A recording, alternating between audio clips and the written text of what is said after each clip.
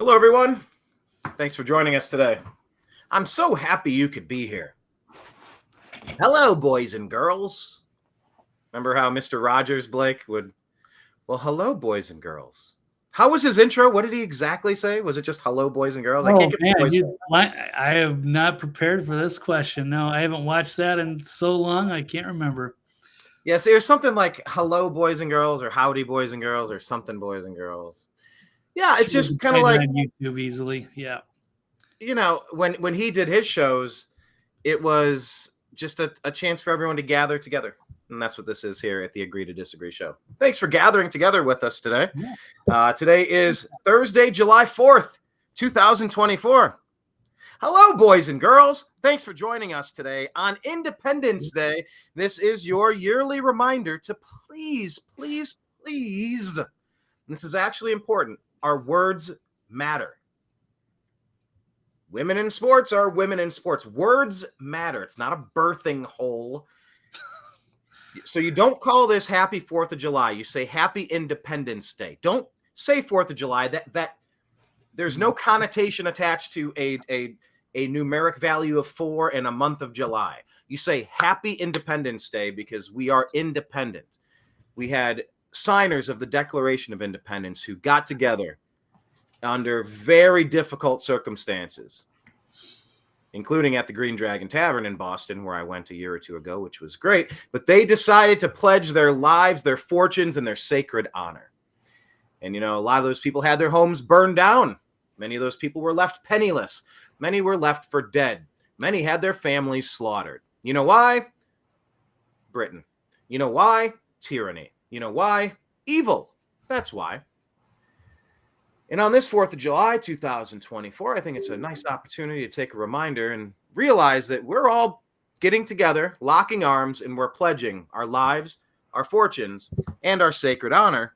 Because as Ronald Reagan said, freedom is not granted to the next generation by birthright. It must be fought for. Every generation has their own version of a revolutionary time period, a time frame, a timeline, if you will. And I did just get some artwork that's Thomas Jefferson quote, and it says, when the people fear the government, there is tyranny, and when the government fears the people, there is liberty. And I firmly believe that we are on the cusp of a transition point from fearing the government living under tyranny to a situation of liberty, when the tyrannical people must now start to run. I feel a tide shifted. A tide has been coming for a long time. Blake and I over here, TV's Blake Walley, follow him on X at TV's Blake Walley and The Next Level News. We've been covering the news for 14 years. And 13, yeah. Despite all of, there have been many ups, but there have been a lot of downs. It's been hard to avoid wanting to take the black pill, as they say, red pill, blue pill, black pill, and just be like, everything's screwed. Why even bother? I can't even. It's all ruined. We have no chance. Blake, I feel like right now might be the closest we have been to that teeter-totter switching from tyranny to liberty. I feel like all of the lies have been exposed. You and I, we've just known a whole bunch of lies years and years or decades in advance. But I feel like the teeter-totter, it's inevitably going to smash into the opposite direction with this here. Do you think we're headed from tyranny to liberty, Blake? Do you feel that too? I see some slivers of hope, Brian, but I'm not entirely on that page yet. I would love to see it. I've been waiting to see this a long time. I thought we would have a lot more of it. We did have a good victory with Trump in 2016. There were some highs and lows, but then they kind of, they really kind of sabotaged, took the rug out from under them, and the Patriots. And then, with January 6th, it really turned again. It was the Empire Struck Back. And then now let's see if it's Return of the Jedi 2024.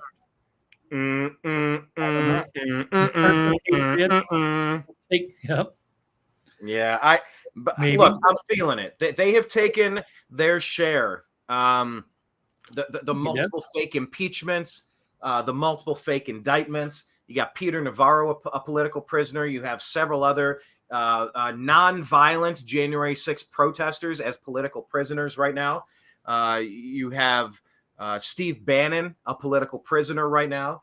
You have countless people who have lost their jobs, lost their military careers because they wouldn't take the jab right now. You have these major corporations from Bud Light to Target to Disney have gone ultra woke, thinking we run the country now. No, you don't. No, you don't. Look at what's happening. The tide has completely shifted, in my opinion. I watched the water. If you ever had water in like a big tub or something, like a big Tupperware or something, you slosh it over to one side. And when it all cascades and hits that wall and does that backflip thing, right now it's all coming back the opposite direction. In my estimation, I don't know if there's a plan behind trust the plan. Here, take some hopium.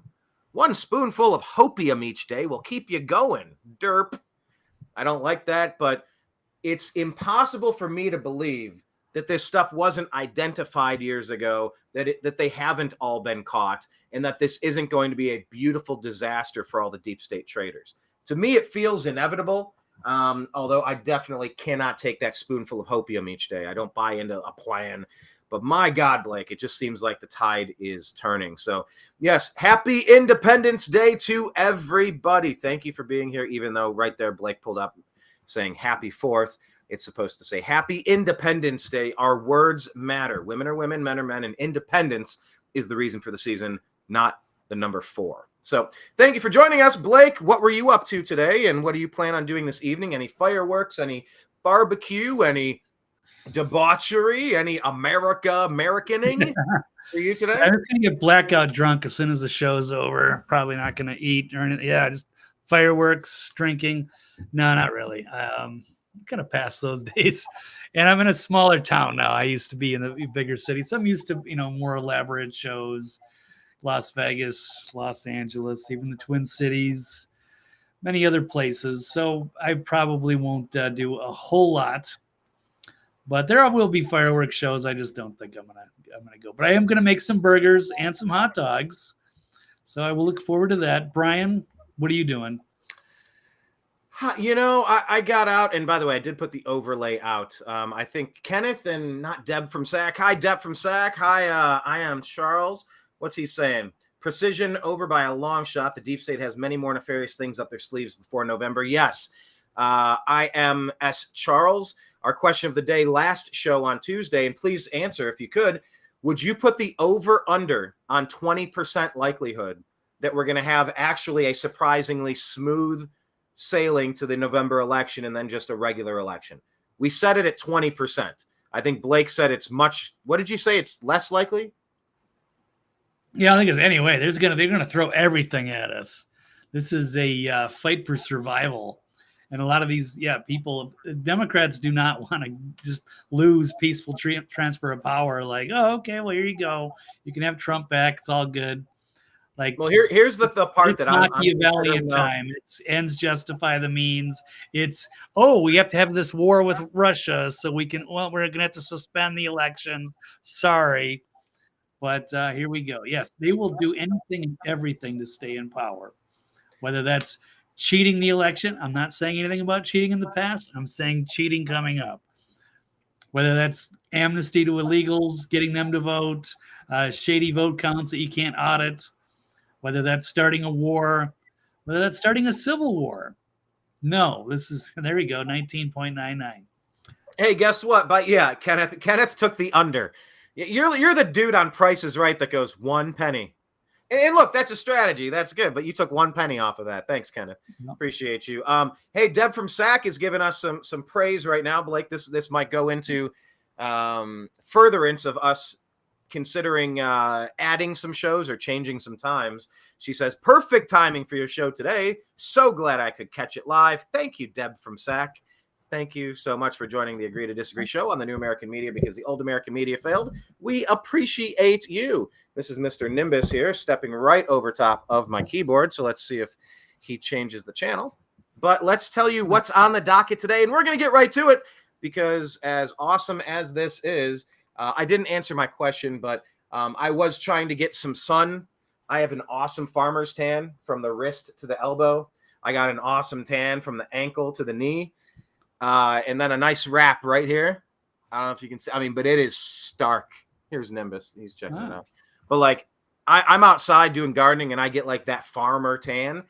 Good Lord, I do not have any sun anywhere else. So I was actually getting a little bit of sun today before the skies opened up with a monsoon. So I don't know what the rest of the day will bring. But, you know, I do miss those days. I miss those days of being in the woods with a couple of friends and about 40 people you've never met before. You're in like the rival city, and you pile into a car and 4 of you go over there. And then you take a little tube and bottle rockets, and you put the Better Than Ezra CD case on the back side of it so that they can't slide down and hit you in the groin. So then it shoots them, and you're running through the woods shooting these at people, bottle rockets at people. Did you ever do that? Playing a game of war with go into Wisconsin and start terrorizing the citizens? No, not really. No, but I have. As a kid, I do remember we used to do stuff like that. Like, oh, we're going to go to the lake and we're going to, you know, uncles, aunts, or whatever, we're going to shoot off fireworks. Oh, okay. Barbecue, stuff like that.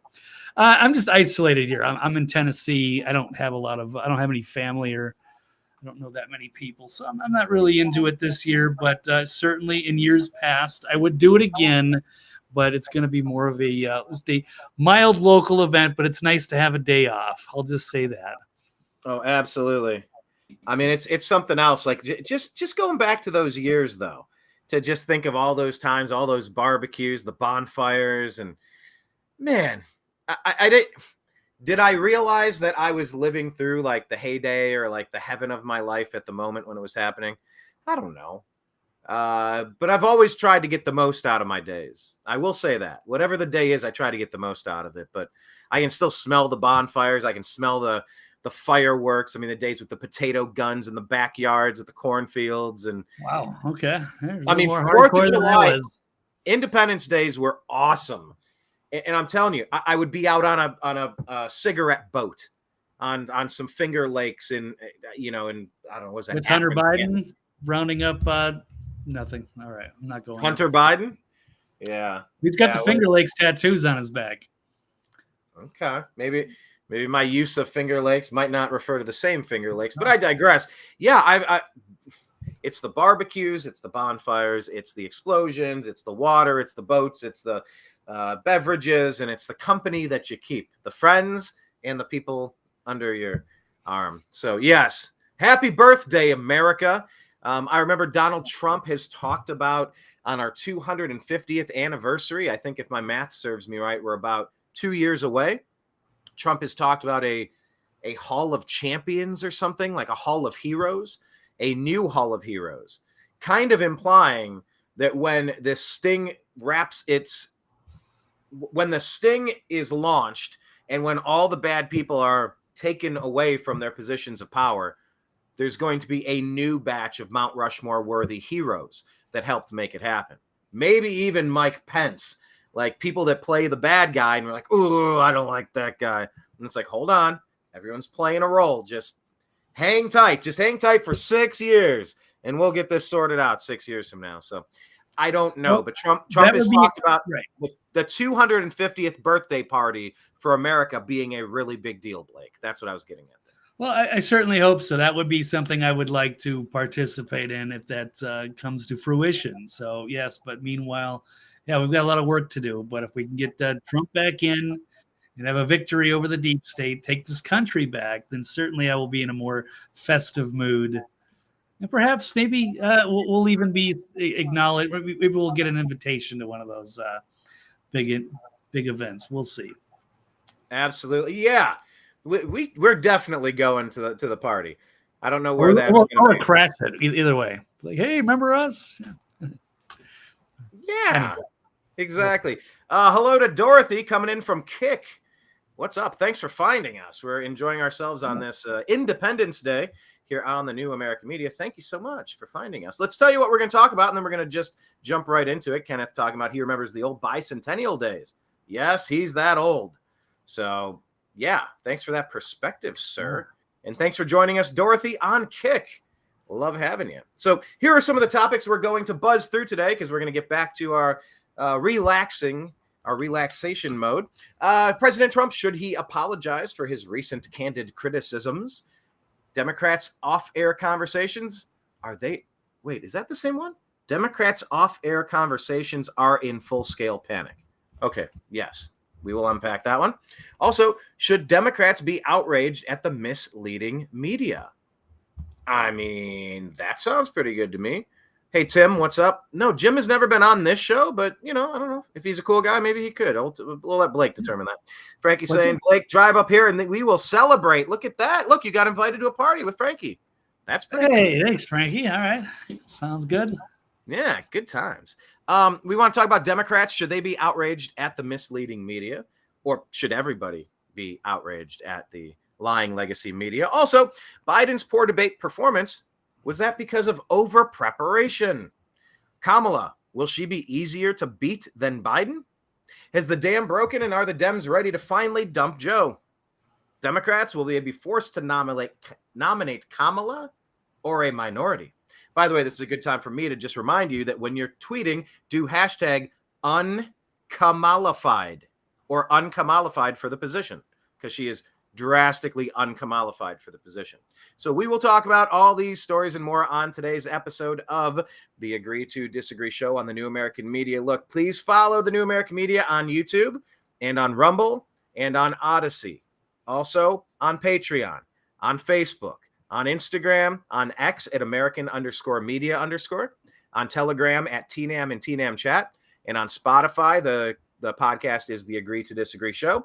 Finally, on Truth Social, the New American Media. So let's jump into today's program right about now.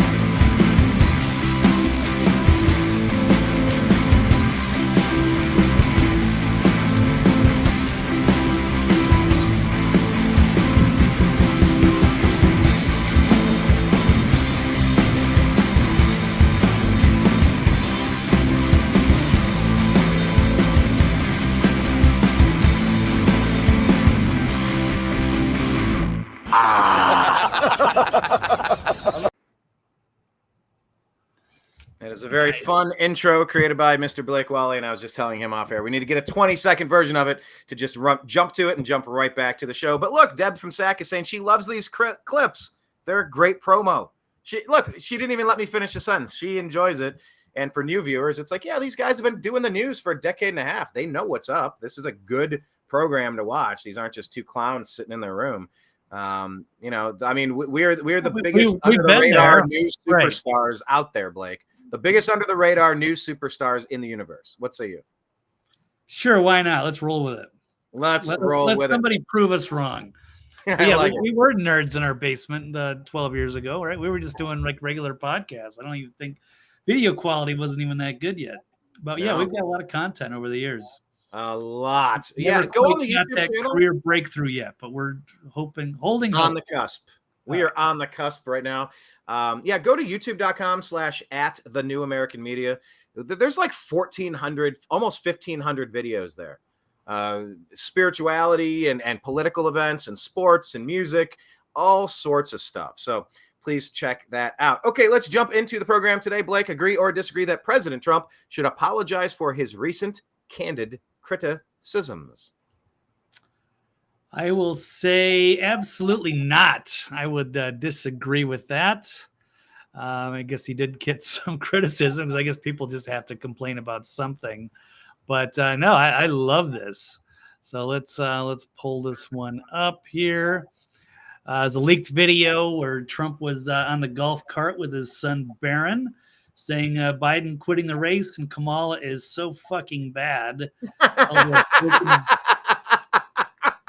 Blake, I saw this and I shared it to you. I'm like, please put this in the stack today. Let's lead with this. And by the way, do you get this sense that Barron is going to be an absolute badass? That there's something special about this kid? Like he's just, I just get this sense that he's going to be very prominent coming up. Or is that just me, or do you feel that too?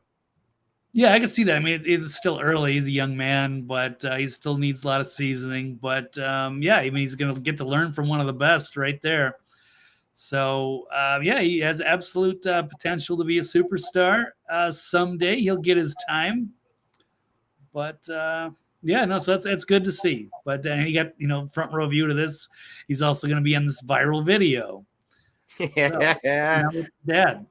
Yeah, let's play this thing if you can full screen this. I loved every second of this. Like, just Trump being Trump, man. Like, this is how all the rest of us are talking. Why wouldn't we want our president to be this honest? Right, and yeah, he's he doesn't know he's necessarily being filmed, but regardless, it's just him being legitimate. This is how he talks. So here, let's roll this one. It's not the best quality one. There's better ones. I probably should have grabbed one of those, but we'll still get the good, fine audio. All right. Give it a shot. Is that the tipping the caddy? I'm not sure. I don't know. Nothing is playing for me. Oh, really? Can't see it? I can't hear it. Oh, maybe I moved it. Okay, let me try this again. Okay. Debate the other night. Oh, amazing. That old broken down He's yeah, it's a bad guy. He just quit. He's quitting the race. All right, hold on. Let's full screen this. And that means Kamala. I think she's going to be better. She's so bad. Amazing. Kick that old broken down pile of crap. Yeah. Old broken down pile of crap. He just quit. He's quitting the race. He's quitting the race. Right. Yep. I got him out of the race. I got him out of there. Kamala. I think she's going to be better. She's so bad. She's so pathetic. She's so pathetic in regards to Kamala. It's just so fucking bad. So I just can you imagine that guy dealing with Putin and the president of China, who's a fierce person? He's a fierce man. And, dealing with Putin, dealing with Xi Jinping in China. Yeah, I can't really imagine Kamala being our negotiator there. The commander in chief. You need some strong people to deal with those world leaders. And Kamala can barely contain herself. She's always in this like weird, awkwardly laughing. She looks like she's drunk half the time. I don't know. I wouldn't want to trust her in a room with these people. Get absolutely run over. She's out of her league. But we know Trump here. We've known Trump for decades. And yes, the art of the deal, The Apprentice, very tough guy. He's up to it. He's been up to it, and he did a great job of it for 4 years. But they just announced he's probably quitting. Good. Yeah, that's amazing. Well, not the best audio video because it was just, I guess, off someone's cell phone, and he didn't know it was recording, so it wasn't professionally done. But we got the gist of it, and we got the quotes from it. I think it is the best. I love that it's so candid, and it's kind of like Trump's breaking the news. We all know that what we watched was ridiculous from Biden. Now, when we did the live reaction, Blake, after the performance, I said it wasn't that bad because, like, Biden has been this bad. It wasn't very different from what we've known for years. It's just other people are finally getting to see it for themselves. Like, we've known it, but I think they're going to be in an even worse position putting Kamala there. And I guess that brings up the question, Blake. who are they going to put at vice president? Are you going to put Hillary Clinton there so everybody goes, oh, okay. Obviously, Dick Cheney is steering the G.W. Bush team here. Okay, he's clearly the one actually in charge. Are they going to put a VP like Clinton? Oh, my God. Could you imagine the food tasters needed if you were Kamala with Clinton waiting right behind you like Lyndon Johnson with a knife, with a scope and a Texas bookstore excuse? Oh, my God. I would never take that president position with Hillary behind me. Oh, instant death wish. Good God. Who could they put at VP? I think one of the latest rumors I've heard is Pete Buttigieg. If I'm pronouncing that right. Yes. I hear Buddha judge. Buddha judge. Like he's judging Buddhas. Okay. Kamala, Camel. Yep. Eh? I don't know how you say that. That's the rumor. They don't want it. They're afraid of putting like a white man in front of Kamala again. So they've kind of backed themselves into this corner. So maybe, they would need Mayor Pete.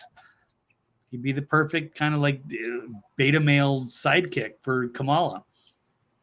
Okay, a beta male sidekick. That is absolutely out of central casting there. GH is asking, why is that funny? Can you clarify? I will gladly elaborate, but why is what funny?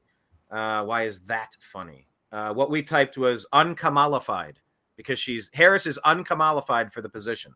That's frigging hilarious because of obvious reasons. But if you're asking a different question for different reasons, please let me know and I will elaborate. But Deb, she says, Blake, LOL, laughing and crying. So everybody thinks everybody's funny today, except GH. He doesn't understand, or she doesn't understand what's up. So maybe. I will gladly elaborate. So Kamala Harris, will she be easier to beat than Biden, do you think? Maybe. I don't know. That's going to be an interesting one. Clearly, they know they can't win with Joe, especially in like a fair, transparent election. There's no way. So they need to replace him with somebody that can reinvigorate the base. But after seeing her, even in her own debates when she was running for president against Joe, she wasn't very well liked. The media wanted to prop her up. She was supposed to be potentially the next superstar, but she obviously wasn't ready, and she got destroyed by Tulsi Gabbard. And then later she did criticize Joe, and there was some interesting highlights from that. But it became clear that she was out of her element, and she hasn't really done anything to make a case over the last few years. I haven't really seen anything positive reported about her. So she's usually just kind of a weak link in many ways. She has not stood up. And even the media can't prop her up, and she doesn't seem very well liked or well respected. By the way, they need her because of the money, right? Let's remember that she is in charge of the border. Remember, she's the border czar, right? The border is because of Kamala Harris. Now I know come on, we know Obama's behind the scenes with Soros doing all this. You just have some ridiculous puppets here, but yeah, Kamala was tasked with being in charge of the border. And like, this is exactly what she wants, exactly what the Dems want. I think Kamala is going to be even easier to beat than Biden.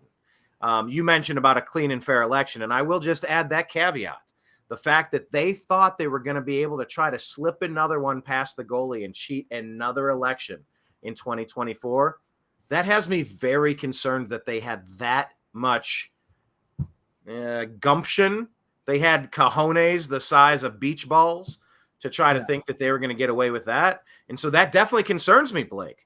If they thought the only way Biden is going to get any votes is through shenanigans. There's no way this country supports this monster. This isn't a kindly old man who's getting old. He's the daughter showering, money laundering, World War III sparking, ex-president indicting piece of trash. I'm not going to sit here and talk kindly about this guy. You can leave your high and mighty, your highbrow commentary. You can leave that for another day, another moment, I suppose. I did get clarification here about the question. GH was asking, why was Trump's commentary about Biden and Harris funny? Why was it hilarious? Blake, I love that Trump talks like we do. I think it's hilarious. This is the same exact. you could probably find word for word in that phrase, or 2 or 3 of those phrases from Trump, bashing Harris, bashing Biden, because these people are just complete losers. I thought it was hilarious because he speaks like us. Like, out on the golf course, it's like talking to ourselves. Do you find that to be hilarious when you hear a president talking so candidly? And it's like, he's one of us. I'd like to have a beer with that. You know, the classic landmark of, would you vote for this guy? I would like to have a beer with that candidate. Aha, he's electable.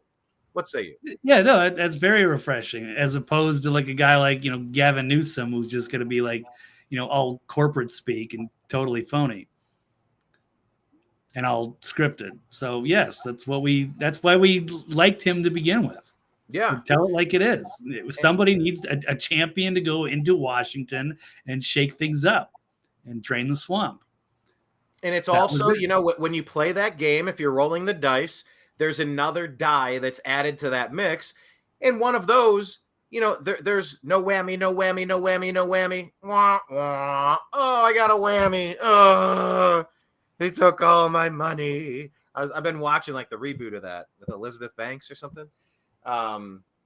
Press Your Luck, that game show.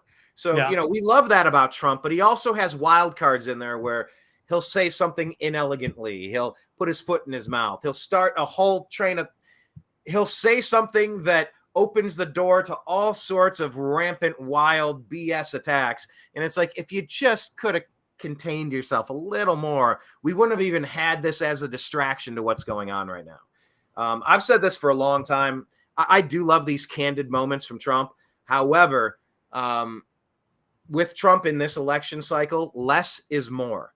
The way that debate went on CNN was perfection. I mean, Trump gets a B plus. I know I said perfection. I'm not literally giving him a 100, but my God, just keeping himself out of his own way was massive to dominating. Kenneth is saying border about Kamala Harris. If she was a waitress, she'd F up your order. She couldn't even handle an order like an AOC. But yeah, you have that. Also, Deb from Sac is saying Trump says what most people are feeling, though. Yeah. Like, what'd you say, Blake? He's a champion of the people. So anyway, that's why I thought that was funny. Right. You know what, GH, you don't have to like Trump, but I mean, some of that stuff is over the top ridiculous. So yes, saying that he's a loser in life, no, he's been wildly successful, whether you like him or not. And yeah, he speaks candidly. People go to the bar, they like to loosen up and talk like they're not in the corporate office anymore. So we do respect that. Yeah, you get more honest versions of humanity without the cancel culture.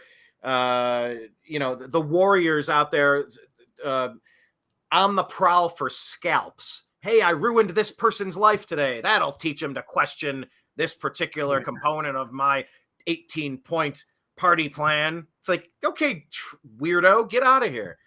People in the bar are honest people. I started today's show talking about the Green Dragon Tavern in Boston, about the significance of those people meeting in that bar, in that tavern in Boston to say, you know what, we're sick of this stuff. You're not taxing our stuff. We're done with it. We're going over there and we're dumping all their tea. We're going to have a mostly peaceful but fiery protest, as the Democrats like to say, about 9 dead and billions of dollars of damage across the country during their BLM riots of 2020, fanned on by Kamala Harris, by the way.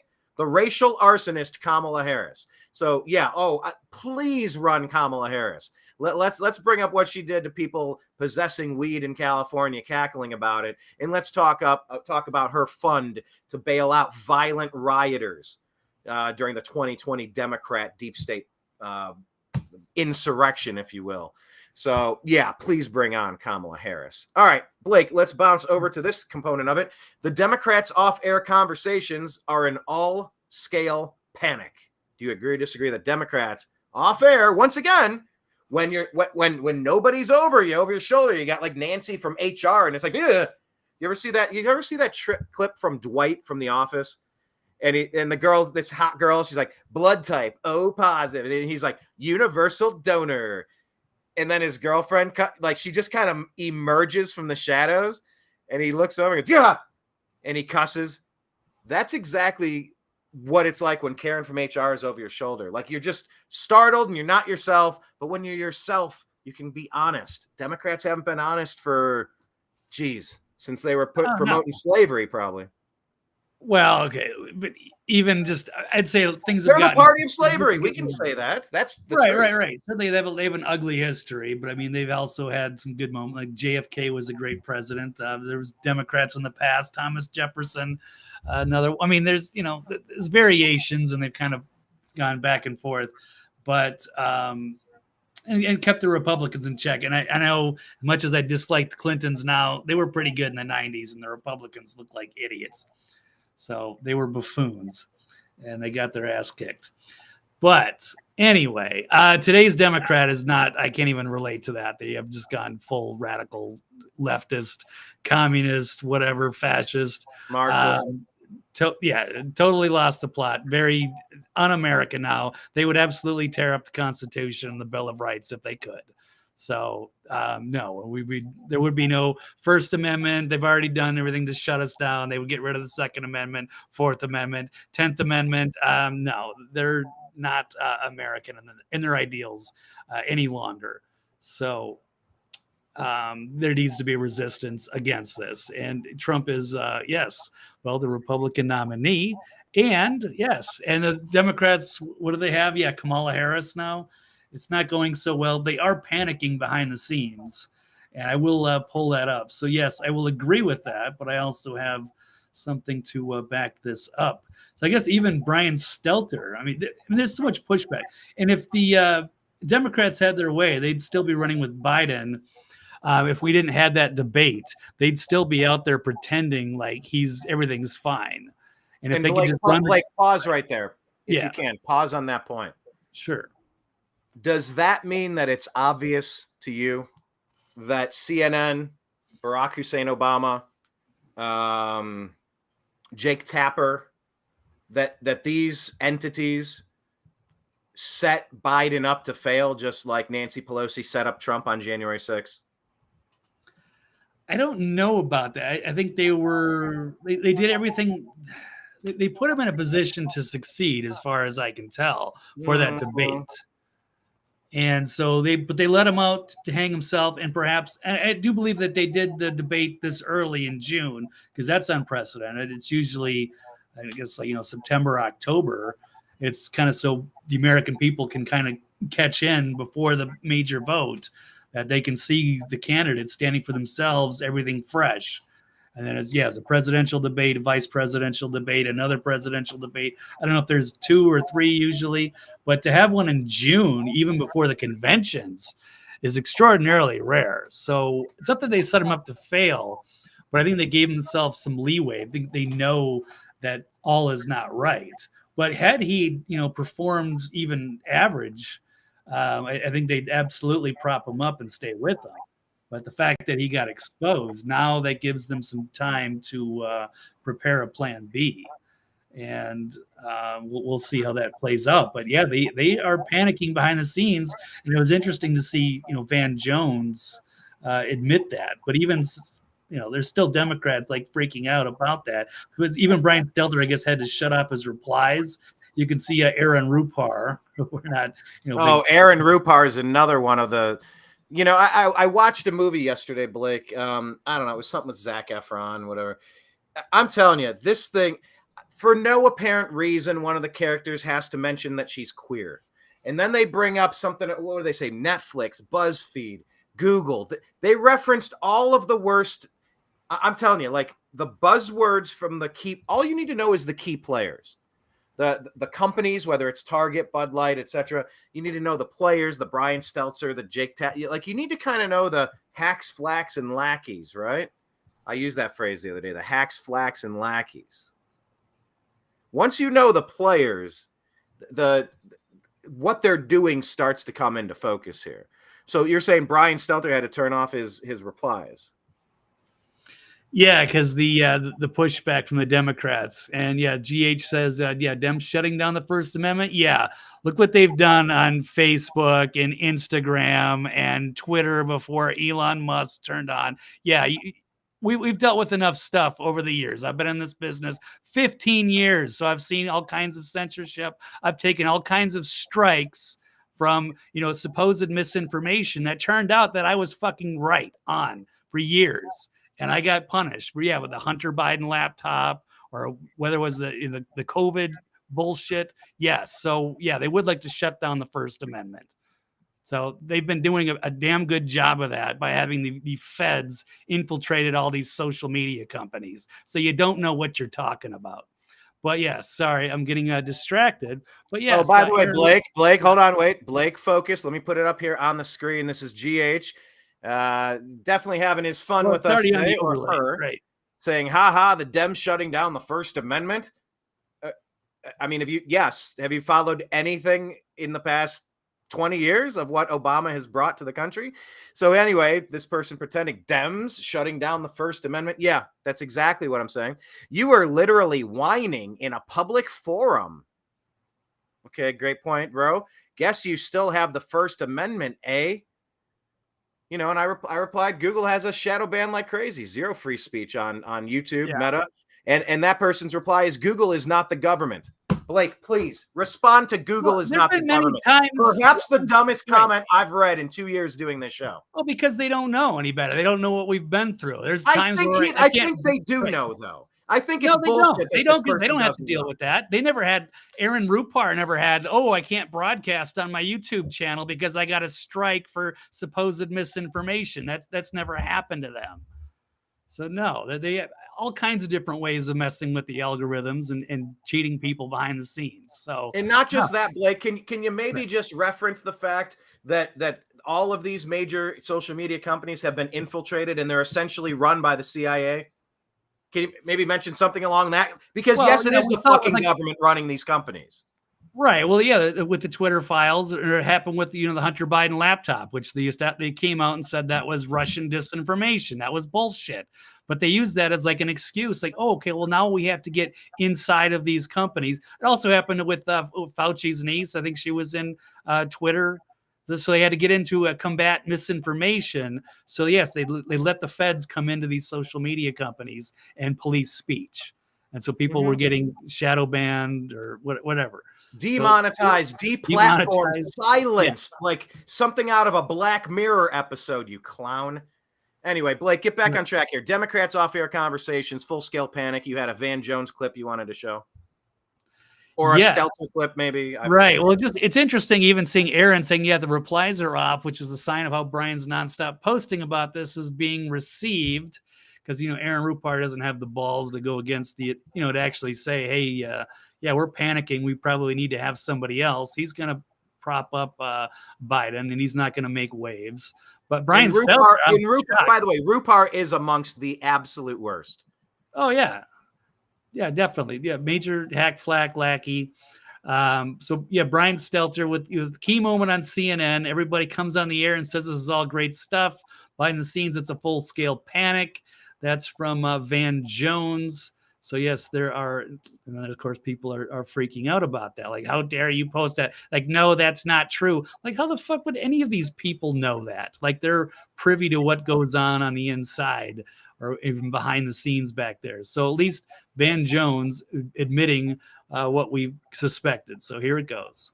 Look, I'm just going to be honest. I mean, everybody comes on the air and says all this great stuff, but behind the scenes, it's full-scale panic. People are passing around legal memos, PDFs are flying back and forth on WhatsApp, trying to figure out what are the options, how can you replace Biden, how do you get him to do it in a way where he feels respected as he should be respected, who should Kamala Harris's vice president be. The conversation on air and the conversation off air are completely different. And so it's the same thing you saw with the Trump situation, where people would come on air and defend Trump, and then you talk to people, and then we got a crazy candidate. We don't have a crazy candidate. We have a great candidate. We have a beautiful man. We have someone who loves this country. We have someone who has given his all. Okay, well, that's where I'm going to disagree. I mean, his all to the last drop for this country. He is a puppet president being controlled by who knows what. But he may not be able to get across the finish line. And a mature party has to take that into account. And that is what's happening. And so, look, I understand people want to, defend him and protect him and give him the space and the dignity to make his own choice. But there is a big conversation happening right now about how this happens, not whether. Okay. Well, it didn't appear that anybody disagreed, including the host. So that is a big admission. And it's good to see that, because a lot of Democrats will not criticize their own party, and they're afraid to go against the grain. They always have to be in unison, or at least that's what the appearance is. But as I've also said, there's a lot of factions behind the scenes that are going to be trying to, going for control on who the right candidate is going to be. So there is turmoil within the Democratic Party and behind the scenes.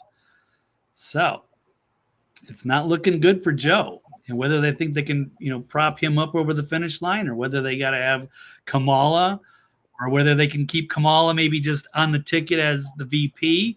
But I don't know, because there's a lot of money tied up with the DNC. Like, I think it was $90-some million of campaign contributions, but it's attached to Biden and Kamala. So she almost needs to be on the ticket for the money, but she's a weaker candidate. And I don't know if she can be the VP. And I don't know if they would, again, are they going to put like Pete Buttigieg, however you pronounce his name, or are they going to go for a Gretchen Buttigieg. All right. Little Mayor Pete. By the way, let me just address one more thing, and I think we'll be done feeding the trolls today, because it is occasionally fun. Look, the show is called Agree to Disagree. We can have differing opinions, but you can't have differing facts. What GH said of Google, hang on, where did it go? It's there we go. It says, Supreme Court literally just ruled that the government didn't censor people like you. This is this person's take.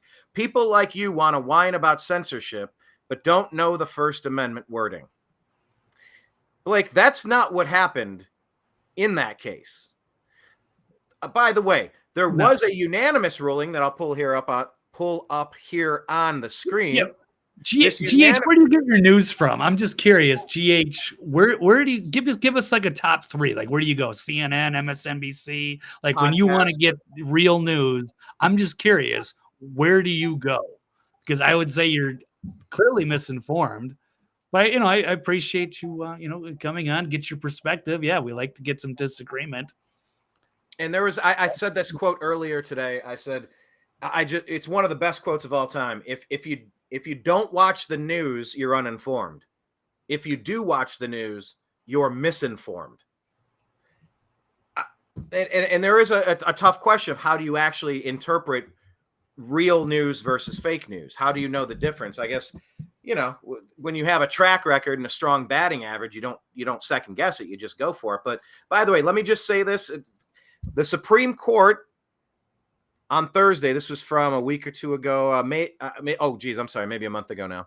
The Supreme Court, this one, 2024, reinstated a lawsuit by the National Rifle Association alleging that a New York official violated the group's First Amendment rights because she was urging banks and insurance companies not to do business with it in the wake of something that has nothing to do with anything.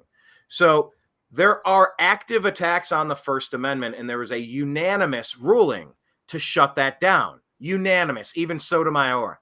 Give me a break.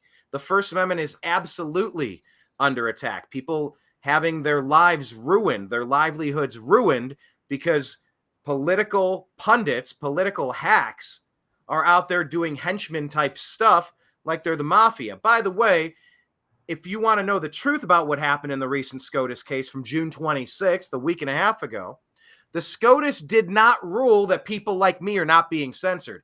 It's 100% obvious and indisputable that outlets like the New American Media have been censored, shadow banned, demonetized, deplatformed, silenced in a dystopian friggin' nightmare. What we have here is that SCOTUS found no standing for the plaintiffs in Murphy versus Missouri First Amendment case. That doesn't mean anything. That doesn't mean that they were proven and vindicated as innocent.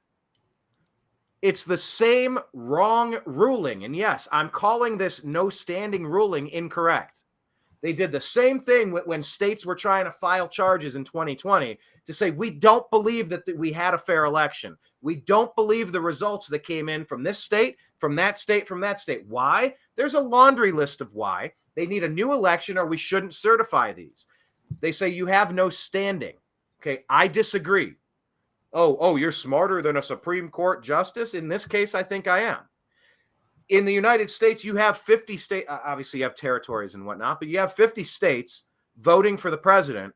And if there is fraud in any one of those 50 states, it violates my civil rights because I'm in a legal partnership to allow the person who emerges victorious from this presidential election to govern my state, my people. And if I don't buy into that, and if that's not on the up and up, we have a problem. You're damn right I have standing in that.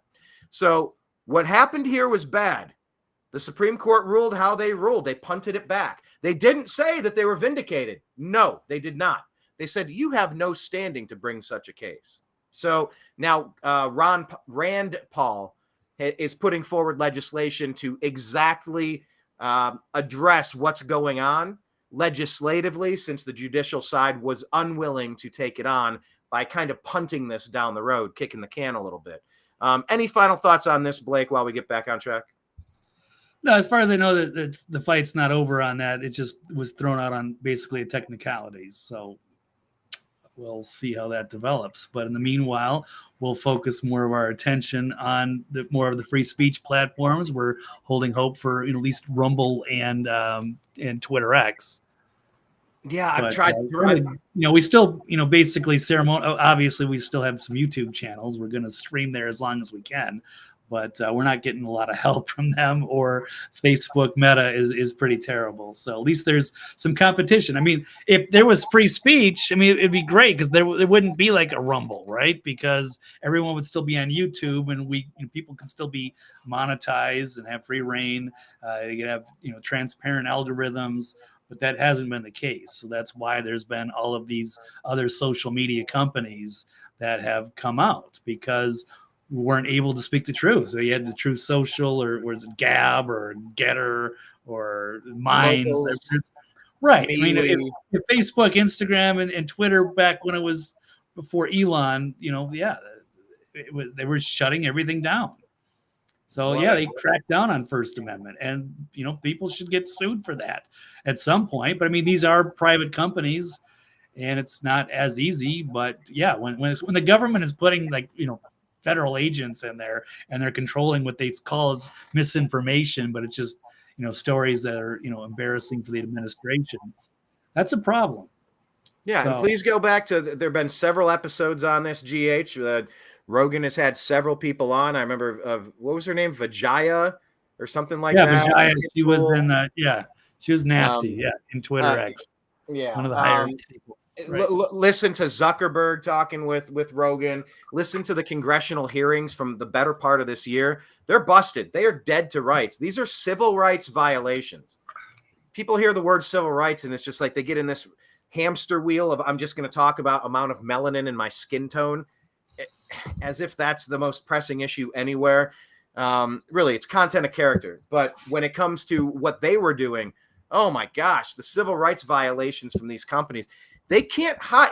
You've got a fundamental problem with Section 230 trying to pretend that they're platforms and they're not participating in the active censorship, but then they act as moderators. You can't have it both ways. Something has got to give with Section 230. Something has to give with not Sarbanes-Oxley. What's the other one? Smith-Mundt, the Smith-Mundt Act that Obama reinstated when he was back in office to weaponize the American media companies for the specific purposes of propaganda. We're in trouble right now for this stuff, but the good thing is they are absolutely caught. But if we don't defend the civil liberties of everybody, then we don't have civil liberties. So I'm in the civil liberty camp. Thank you very much. Kenneth asking GH, how was that CIA training? Let's imagine it was fantastic. Okay, next topic.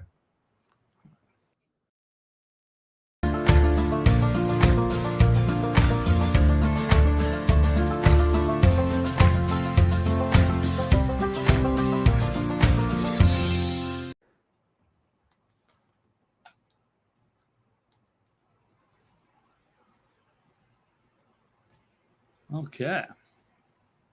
Want a little pause? Oh, Brian, did you get muted or did something happen here? I can't hear you. I got nothing. Oh, there we go. There we go. Yeah. Thanks, all GH. right. We appreciate you and your Fed Right. buddies freezing our feed there. Yeah, it's hilarious. Ha ha ha ha. Civil rights violations. Of course, a private company deletes your post and it's a civil rights violation. No. This is the CIA running Meta, running Facebook. Okay? That's what it is. So Right.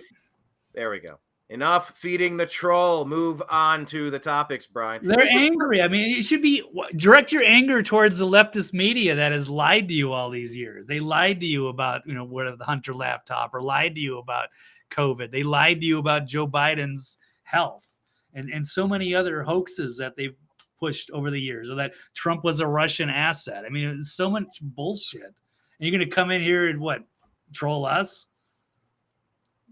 And they ran good members of the military out of the service, saying, "Oh, you need to take this experimental jab, or you can't be in the military anymore." While they're flooding the country with 30 million illegal invaders from God knows where, with God knows what intention. So yes, Blake, agree or disagree that Democrats like GH should be outraged at the misleading media instead of us, who are telling the truth. In a time of universal deceit, truth-telling becomes a revolutionary act. So forgive me, GH, but Blake, do you think the Democrats should actually be outraged at the misleading media instead of us, the truth tellers? Yeah, absolutely. So as just from a line I got it from this article here, with the furious Hollywood Democrat mega donor unloading on Biden and his team for hiding his condition, we should all be really pissed. Absolutely. They've been, and you get people like GH who are going to go on their social media and promote how great Biden is. And then you finally, fantasy meets reality at the debates. And it turns out that the media was lying. They've been propping him up. Or you go back to that great video we played last time from Matt Orfalea with all the media on the same talking point, always sharp as a tack. And we can hear, Joe Scarborough just praising his name. But it turns out it was all lies. So, yeah, but they can't criticize Joe while they're in those positions, or they know that their careers are basically finished. So this corporate lockstep media model has failed them. And so it's time to reevaluate that. But I don't know. They're not directing their anger in the right place. But I mean, they're even mad at Stelter just for showing that clip. So we had to shut off his replies because people were so mad that we're not propping up Biden. Or how dare Van Jones criticize that or admit that there's panic behind the scenes. But okay, fine. GH, why don't you tell me who you get your if you're not a Biden supporter, then tell me who's great, who should we be all looking at?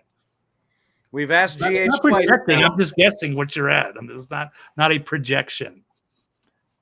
But anyway, we're asking who on Twitter do you follow? Who on who's telling the truth out there? Who's what the show great do you watch? And it's like, right. They get a lot of stuff right. Nobody gets everything right. Like it's no. It's I mean, I would put my track record. Right. I would put my track record pretty much against anybody. And there's anyone. Some people that are, more serious journalists, like, Glenn Greenwald, or maybe Ben Swan, more like serious-minded people. But I've been doing this for 15 years, and my track record absolutely destroys anybody on the the left or any of the neocons. So okay. Anyway. GH, he answered, or she answered. Right. GH, are you a male or a female, or is that question going to be very complicated and annoying for me to hear? I don't know whether to address you as he or her. Anyway, says, good question, and thank you for it. I don't watch one source consistently. I think that's kind of fair. I don't really, I said there's maybe a top 15 that I kind of cycle through depending on when I find it. I don't really wake up and have to find certain sources, right. But GH says Atlantic, Wall Street Journal, and Washington Post. Blake, how are those sources? Like, where do they rank for you?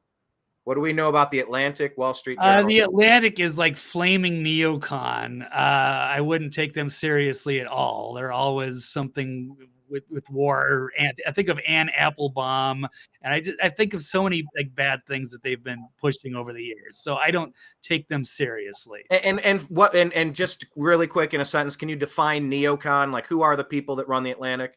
Why are they a source that we should Well, not? it would be like the who's who, like the Bush and Cheney and the Rumsfelds, like they would have been, pushing all the lies during the 2000s. They're absolutely they love war. And they're very anti-Trump right now because Trump is anti-war. Well, they're like the never Trump crowd. So that's where I would put that stuff. The Wall Street Journal is, respectable to some extent, but I wouldn't take their, what are they going to say on foreign policy? I wouldn't take that too seriously. Wall Street Journal legacy media outlets in the past half Post, decade. right? Wall Street Journal has kind of lost their way in the last half decade. They kind of got that Bill Maher Trump derangement syndrome thing going on. I used to like Wall Street Journal, and now I like they're kind of lumped in with. I mean, in the Washington Compost is essentially the worst. Well, Bezos has run that into the ground. Well, I'd say they're very similar to the New York Times, where they've had decades of credibility, but I think they've absolutely lost it. Slowly during the Obama years, and then they went full Trump derangement syndrome during his administration. So they've lost a lot of that credibility that they used to have.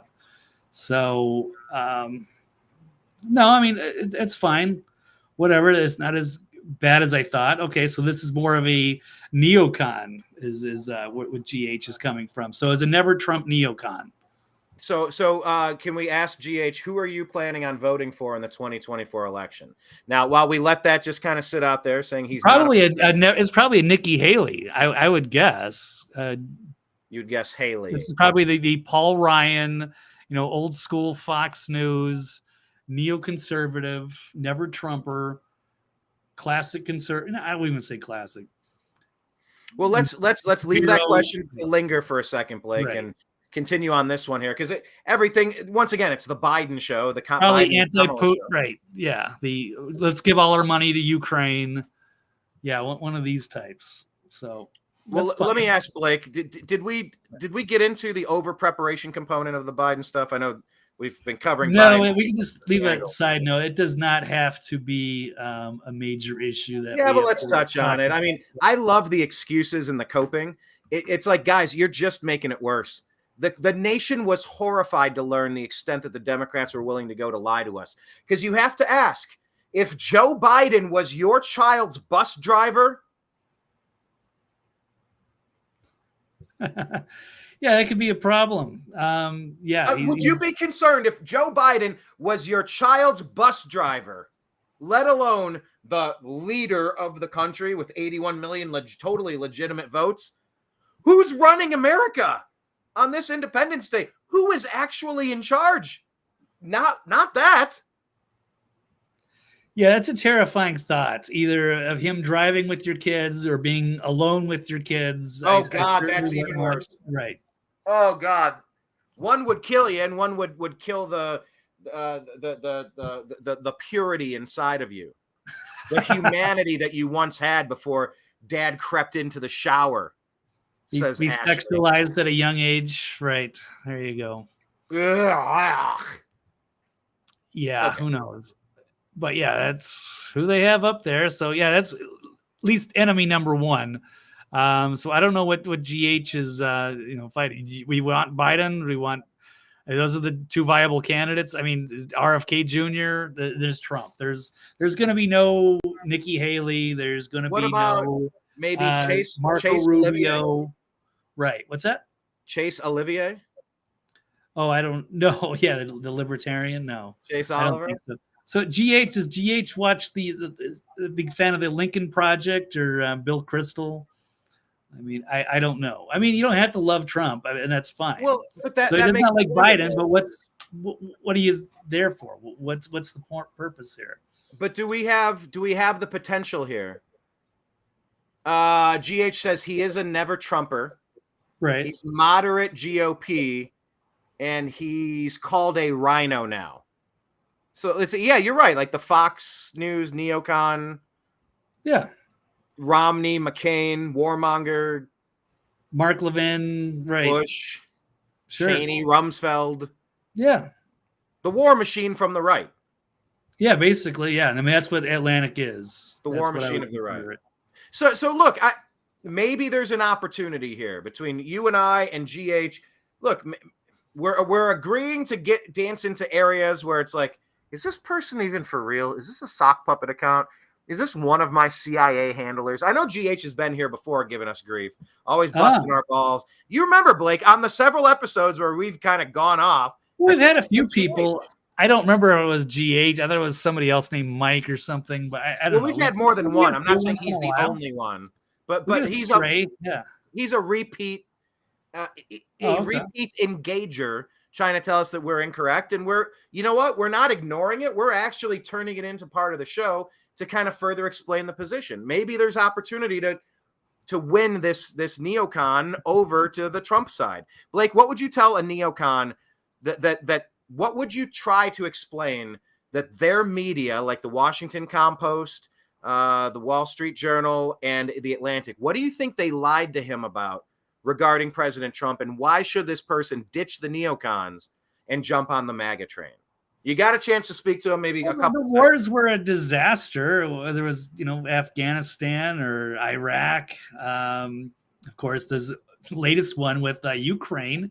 We never wanted to support that, but I'll guarantee all those establishment papers, they all wanted it, especially the Atlantic. So, I mean, how did that go? They lied to us. I don't know. I was never I was never for that. The neocons. I was more of a liberal turned libertarian sort of. A Bill Clinton supporter. Well, yeah, in the 90s, yeah, I was born and raised. Yes, I'm a lifelong liberal. So I was Newt Gingrich, Rush Limbaugh. Like, I was on the right. That's I thought Rush Limbaugh was just a cartoon character for so many years. He got a lot better, I think, during the Trump years and then during Obama. But I hated the neocons up to about 2012, 2013 or so, because I mean they were still pushing Mitt Romney, and they were dissing Ron Paul. They had the Tea Party, they had that faction break off, and now the neocons are basically they're gone. They're dinosaurs. They're over. I mean, they tried to push Nikki Haley. That was their last hope. And of course, you still want to pump money into Ukraine or get, of course, probably give as much money to, Israel as possible, fund a war against Iran. So I don't take any of these people seriously. So I've never been obviously making the. I'm sorry. Go ahead. Yeah, I've never been a part of that group. I think some people might see me as a conservative, but I'm not really. I'm just against the radical left. And I've been supportive of, the Ron Paul or the Libertarians, sometimes the Green Party, or some of these other, people that are just classic Americana. And so I'm supportive of Trump. I do like RFK Jr. I mean, there are other people that, I think would be good candidates, and there's interesting people of multiple different perspectives.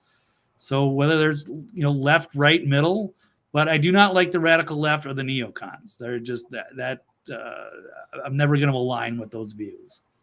Kenneth saying neocon. How about kneel for the con? All right. That's pretty good. Kneel for the con. And then GH responding, actually, he hates Mark Levin and Fox News. Fox being nothing more than a Trump defense network, pure and simple. Blake, they're not a Trump defense network, pure and simple. They're anti-Trump as a kid. They rigged the debates with Chris Wallace. Repeating the fine people hoax against Biden. All he did was run interference. It was Donald Trump debating the over talking of Chris Wallace. That was embarrassing. They hate Trump. And they fired Lou Dobbs and they fired Tucker Carlson. So what does that even mean? I don't get it. And Judge Napolitano is still there, right? Okay, but I guess he's just never Trump. He just hates Trump. That's his only thing. So the fact that we're here, I guess, promoting Trump over Biden, but those are the two candidates. I mean, I don't see RFK unless you're in favor of RFK Jr. Who else is going to run? Are we just going to be bitter? You want Nikki Haley and Marco Rubio. I mean, that's not going to happen. So I don't know. I don't understand this person's ideology at all. No, I don't either. But let's leave it with this. And, right? Yeah. This GH saying he's not a neocon either. Sorry, I hated the war on terror and the whole Cheney BS. So the question, let's revert it back. He also says Mark Levin is hardly any different from Alex Jones. I would disagree there. Whoa, But yeah. I'm sorry, GH. I don't think you're that politically sophisticated because a lot of these things are not adding up. I've been in this game for 25 years following this stuff, actually more than that. And, we've been creating our own media for 15 years. So I've been paying attention to all of these outlets, all of the characters. I'm quite familiar with a lot of them. And I'm having trouble because I've never heard those kind of viewpoints before. So yeah, and let's leave the floating question and then get back to the over preparation point. But more of a distraction, right? But this has been fun. I enjoy we do scripted components to the show, and then we do off the cuff. It's kind of like you stand up and do your jokes, but then you do crowd work. I love the crowd work. I love the off the cuff. Preparation is great. I think Blake prefers preparation a little bit more than I do. I love the off the cuff. We both prefer off the cuff in a way, but let's just leave this floating question. GH, who do you intend to vote for in November then? And we'll get back to that one when it pops. But Blake, let's wrap this one up about Biden and the over preparation. I think that's a hilarious excuse. What did you have to say about that one? Yeah, it's just the number. He had a cold, or he was jet lagged, or something, and now maybe it was over preparation. Really, you spent a whole week sitting at Camp David, relaxing, eating pans of lasagna, and having all the debate prep in the world, all the rest in the world, and he still completely fumbled that. So yeah, see, this is what the gaslighters do. The gaslighters. No, it's not that Biden was bad. It's that he was so prepared, you didn't fully get it. He was so prepared. Of course he lost his train of thought about 23 times because he's over prepared. He's so prepared. He's going to waste his energy like forming cogent sentences to you? He's over prepared. They will never stop gaslighting us. So this is the opportunity during our show, every show henceforth. We need to have a moment. It should be a special segment, Blake. We should have a little stinger for it. And it should be the moment where we gaslight the Democrats back. You know what? You're right, America. The fact that you saw what you saw from Biden, yeah, he's a little under the weather. He had a bit of a cold. So he started off a little quiet, a little meek, a little frog in the throat. So what? Yeah, he trailed off on a couple statements and went one direction, paused, kind of looked like anyway, what I'm saying is this. Yes, it looked a little disjointed, but that's just because he was over prepared. The dude spent a week. He was out there for a week with like the smartest people, like the people from academia, the ones that the schools you couldn't get into, like the good ones, like Harvard and Yale, the ones that are like honest and legitimate. Those people were coaching him for a week. He has a lot in his head, and some of it didn't come out quite articulately because he spent so much time preparing. You fools. Nobody has remotely the amount of qualifications and talent as Joe Biden. He's totally fine. He's been fine for the past 4 years. By the way, remember, he beat Orange Man. He got the most votes in American history, which makes Joe Biden legitimately the most popular president of all time. So I think we're going to be good beating Trump a second time. By the way, convicted felon Trump a second time, the guy who wants you to drink bleach. Biden's going to win in a landslide. Stop overreacting. Right. There you And go. scene.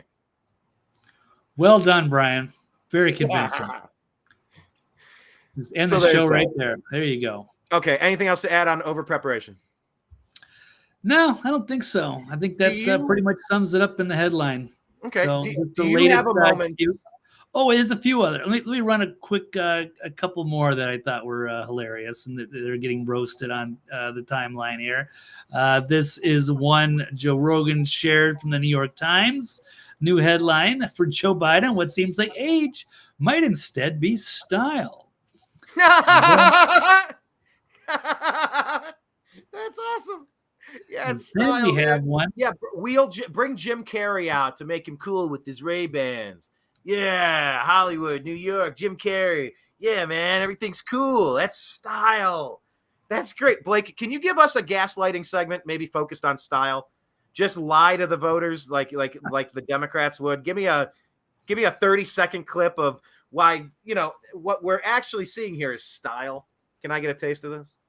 Oh my! I mean, this is amazing. This is he thinks that he has something in common with Beethoven, Wagner, Is it Wagner? And then Martin Scorsese.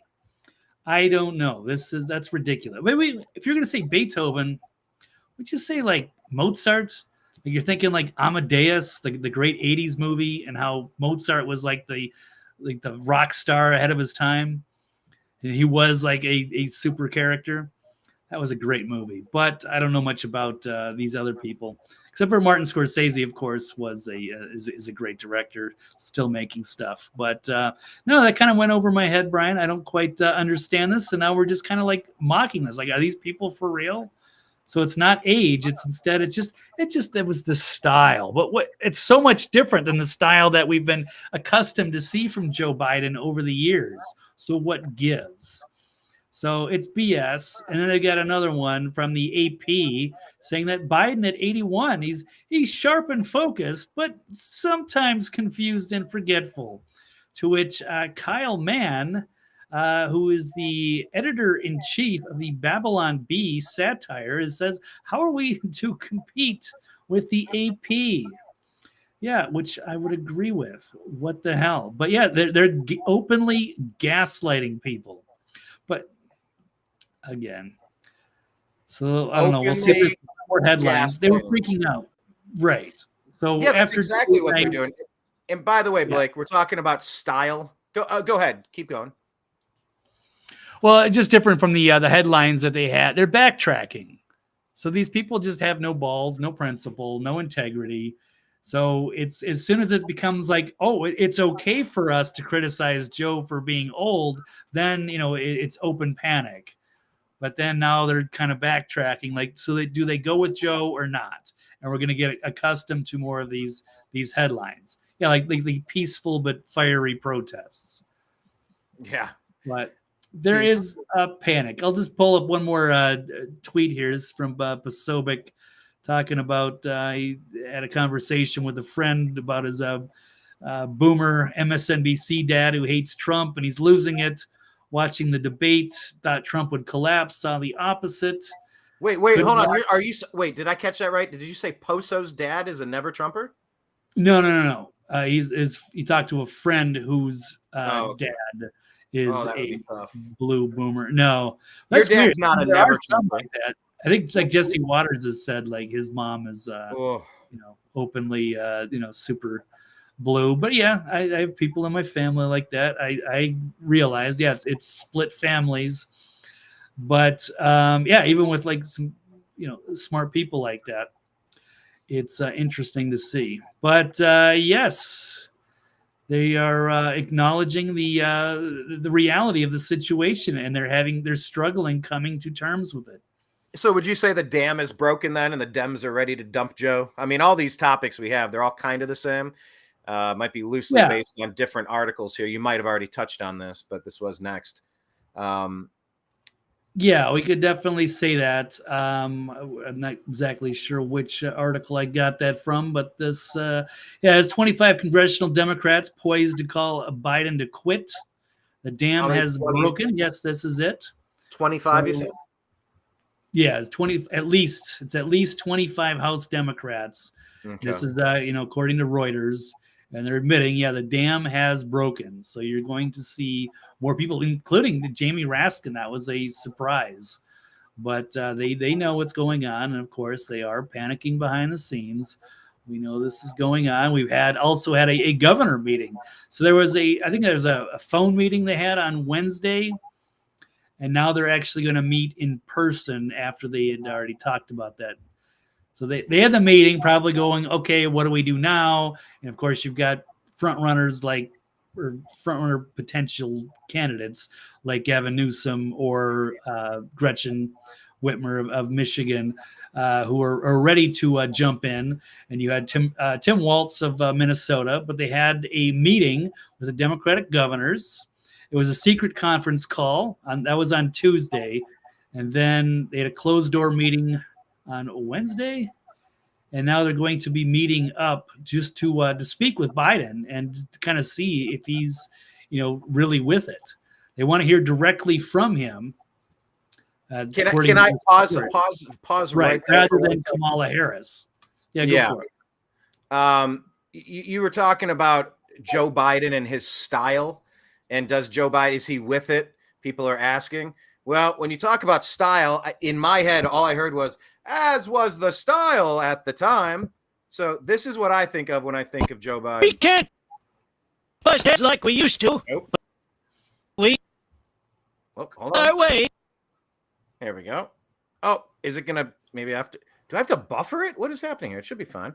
So he's playing like the Teamsters, saying that we used to bust head as Teamsters, but we have our other ways of making things happen. Oh, you got it. One trick is to tell them stories that don't go anywhere. No, Like the time I caught the ferry over to Shelbyville. Yep. I needed a new heel for my shoe. So I decided to go to Morganville, which is what they call Shelbyville in those days. So I tied an onion to my belt, which was the style at the time. Now, to take the ferry cost a nickel, and in those days, nickels had pictures of bumblebees on them. Give me 5 B's for a quarter, you'd say. Now, where were we? Oh, yeah. The important thing was that I had an onion on my belt, which was a style at the time.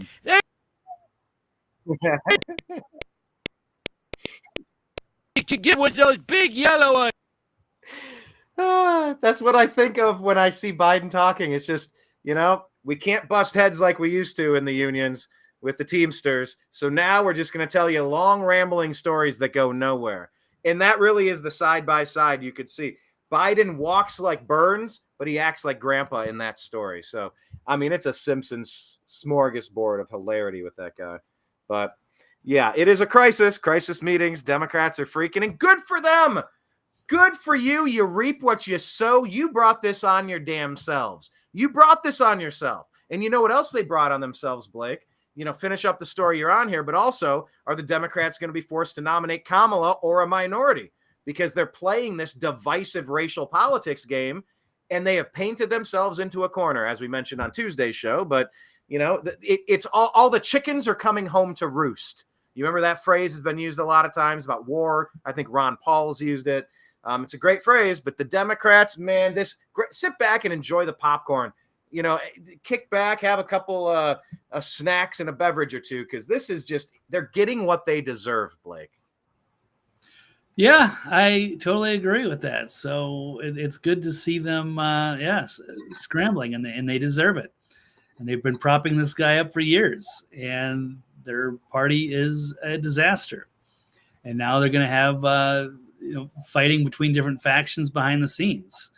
And now so it could be a very contentious convention in Chicago coming up. So the governors are, panicking, and they're trying to put up who's going to, join in, and whether they got to see if, Joe is even capable, and maybe talk to Kamala too, see if she's, up for it. She definitely seems like she wants it, and she was critical of being dismissed for it. But it looks like they're kind of tied together with that, and is with the money as well, with the DNC. So Blake, they might be kind of stuck with her. Would you say that the DNC is tied to Kamala, much like how Grandpa Simpson was tied to the onion on his belt, as was the style at the time? I suppose, yeah.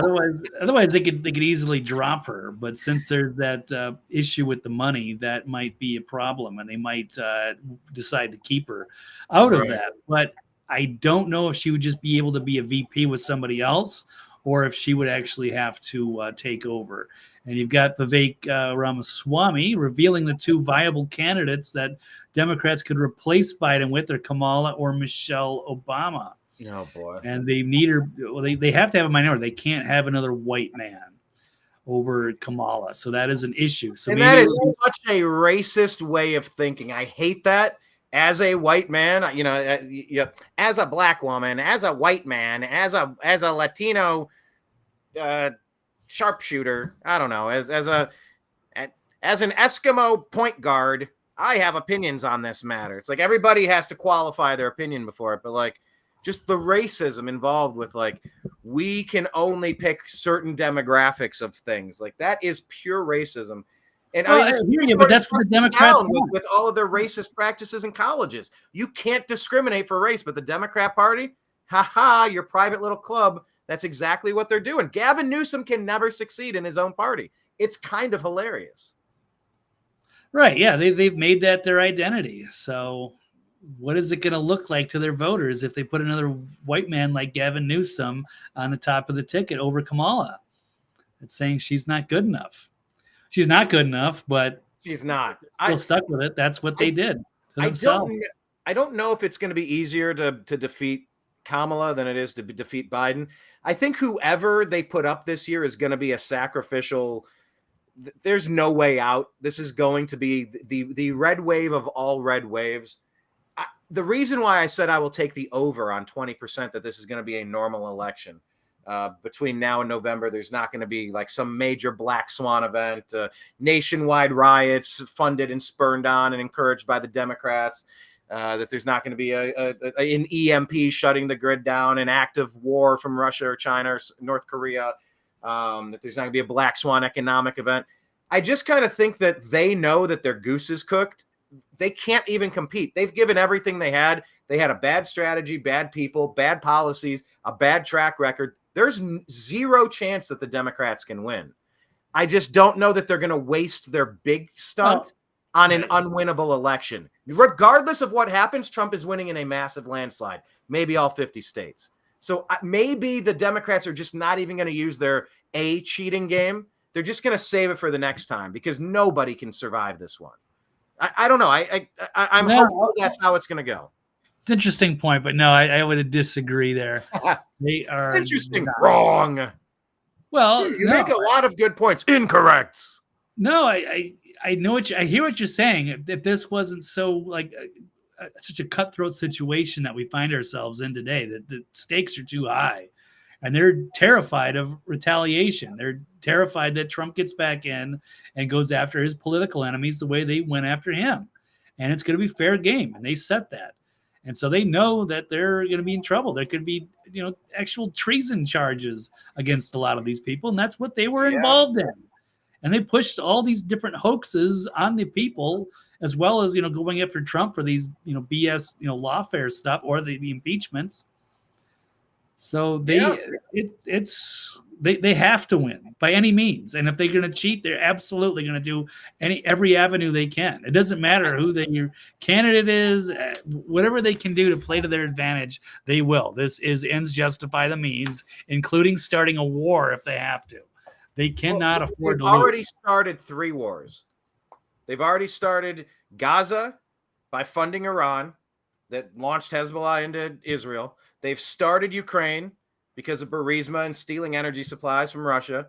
And then you have, God, I always forget, is it Hong Kong or Taiwan? I think it's Taiwan, right? That's Taiwan. Being circled by China right now. They're ready to take it back.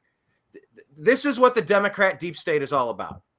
This is what Democrat deep state is all about, Blake. Do you have a KJP clip? She's always great for a chuckle. I did, but we're already pushing an hour and a half because of the GH. I wasn't prepared for that. I was thinking we're going to do a really tight. This is the 4th of July. We want to enjoy our day, but let's knock out a quick hour show, and then all of a sudden we got the. Of course, it's like a coincidence, like right on cue. It's like okay, all of a sudden we get distracted. Right. But anyway. I enjoyed the sidebar. I think it's important that we test, alternate opinions. And, when we passed it through, he said he's going to vote for Joe Biden. I can't understand anybody that could actually type something like that unironically. But Blake, we're at the end of the show. If you just wanted to play the KJP clip, and we'll knock it out. There was a few. Unfortunately, and I looked the other day, I couldn't find. There was like a montage of her fielding a bunch of different questions, and it was interesting to see the White House press corps kind of actually turn on her to some extent, but just asking about Obama. And one of them straight up asked, does he have dementia? What's going on with him? And she kept gaslighting, like everything's fine. So she's really feeling the heat and the pressure there. So they know that they're in trouble, but she's the one that's got to be out front and defending it and acting like everything's fine when clearly it's a big dumpster fire. Ashley is saying the record-setting number of Americans who voted for Biden aren't going to vote for somebody who has been charged with dozens of felonies because he tried to illegally disenfranchise their votes. See, this is what the strategy here is. Right, is to try to simplify this as, oh, Trump is convicted and he's got all these felonies, but it doesn't seem like anybody can really tell you what he's being charged with. In New York with this Judge Merchan trial that they have going on, a lot of people. So they've just basically turned some of these old misdemeanor possibilities into felonies, with paying hush money to a porn star, and whether that was a business expense or a campaign expense.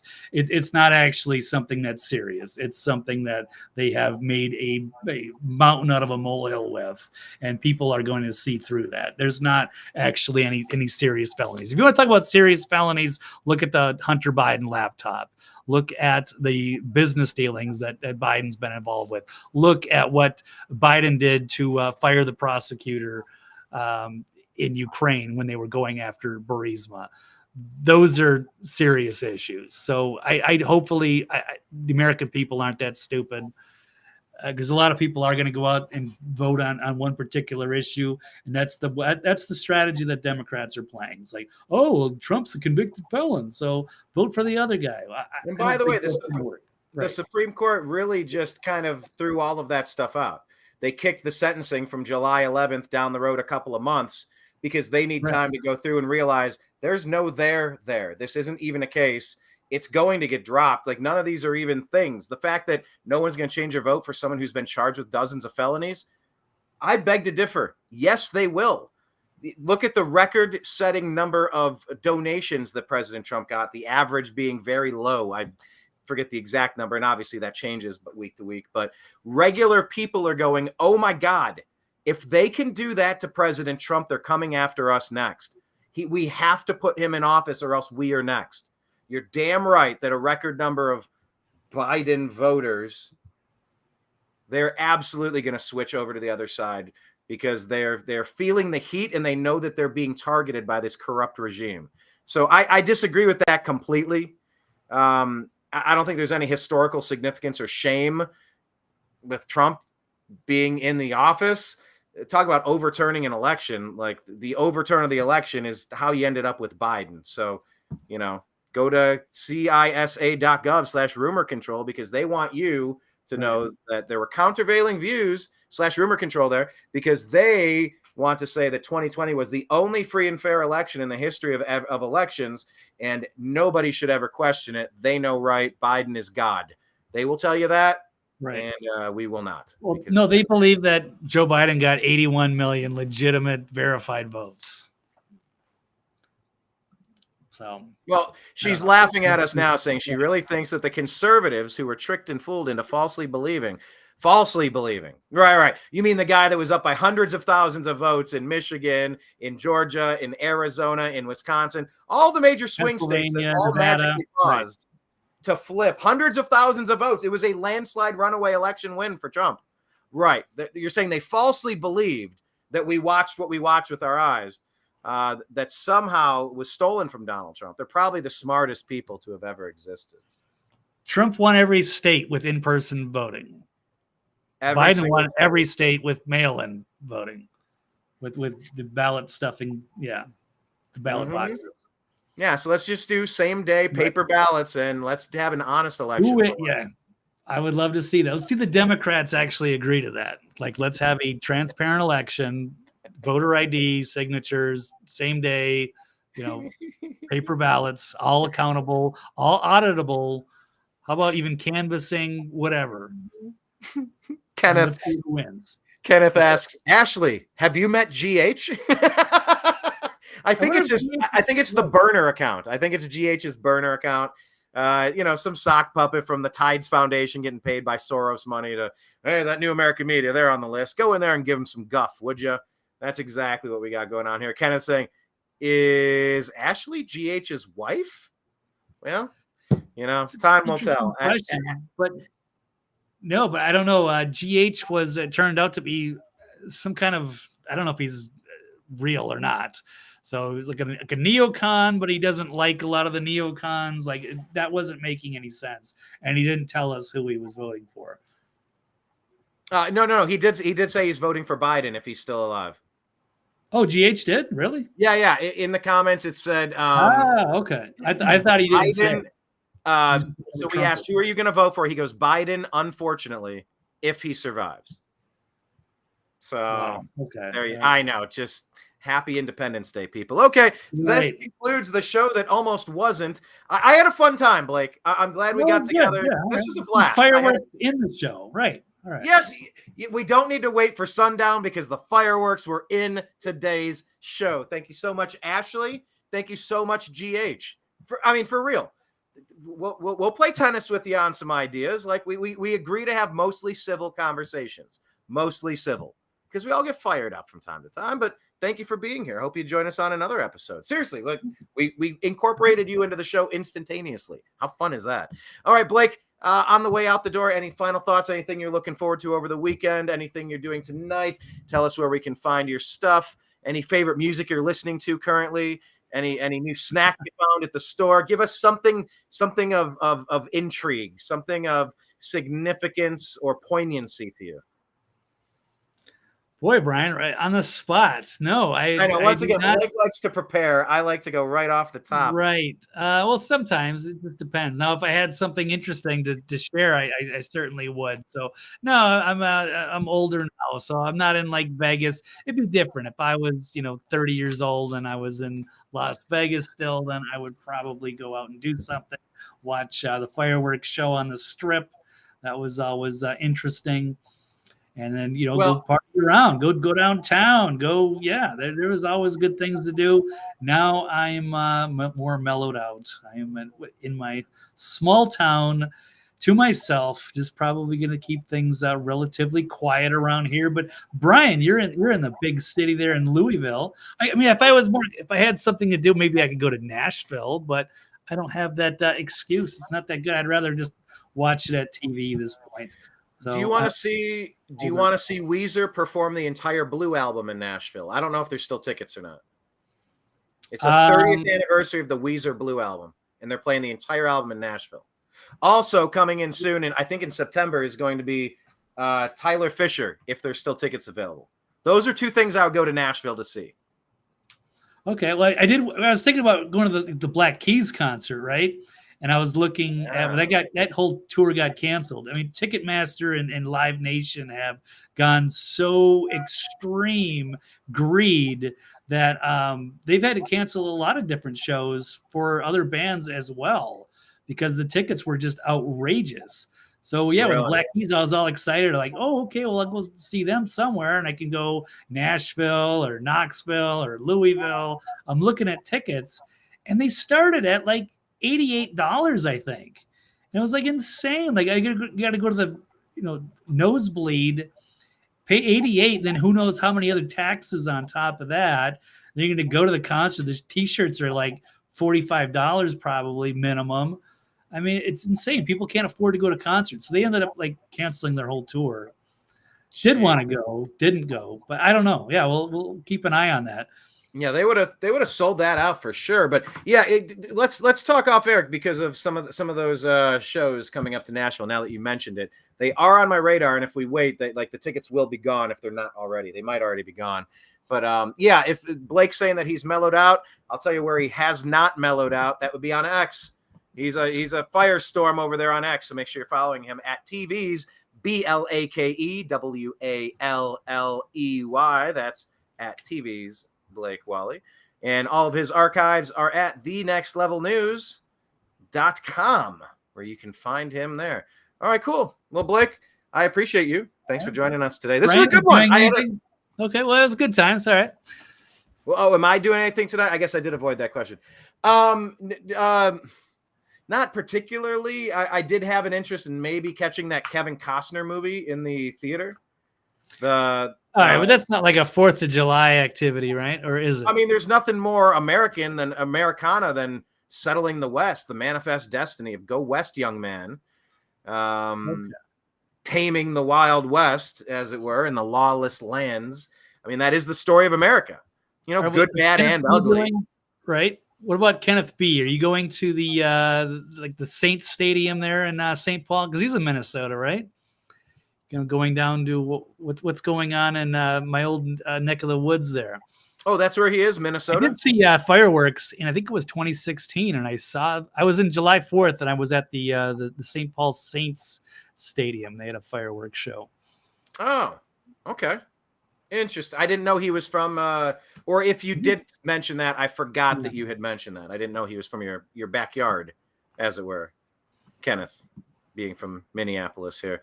Ashley, with one final thought on the day, Blake. He's scanning it. Any thoughts on that? Anything to retort How on the that? GOP becomes so unpopular. It's been 20 years since a Republican nominee for president was able to win the majority of voters. So is this just like a dig at the Electoral college? Yeah, pretty much. The unwisdom of old white men who owned slaves in the founding fathers? There was a reason they came up with the Electoral College. So it was all about checks and balances. And in fact, that took them a long time to come up with that system to try to make it fair rather than just some, because you have these, dense blue cities that are going to put out tons of votes. But should that be the deciding factor in nominating the president for, the entire United States? And they decided that could be a problematic, and they set that up to avoid that. And it's hard to keep, you can have one state that could, rig an election perhaps, but to get all 50 of them, it'd be different. So our system was set up as a republic of checks and balances.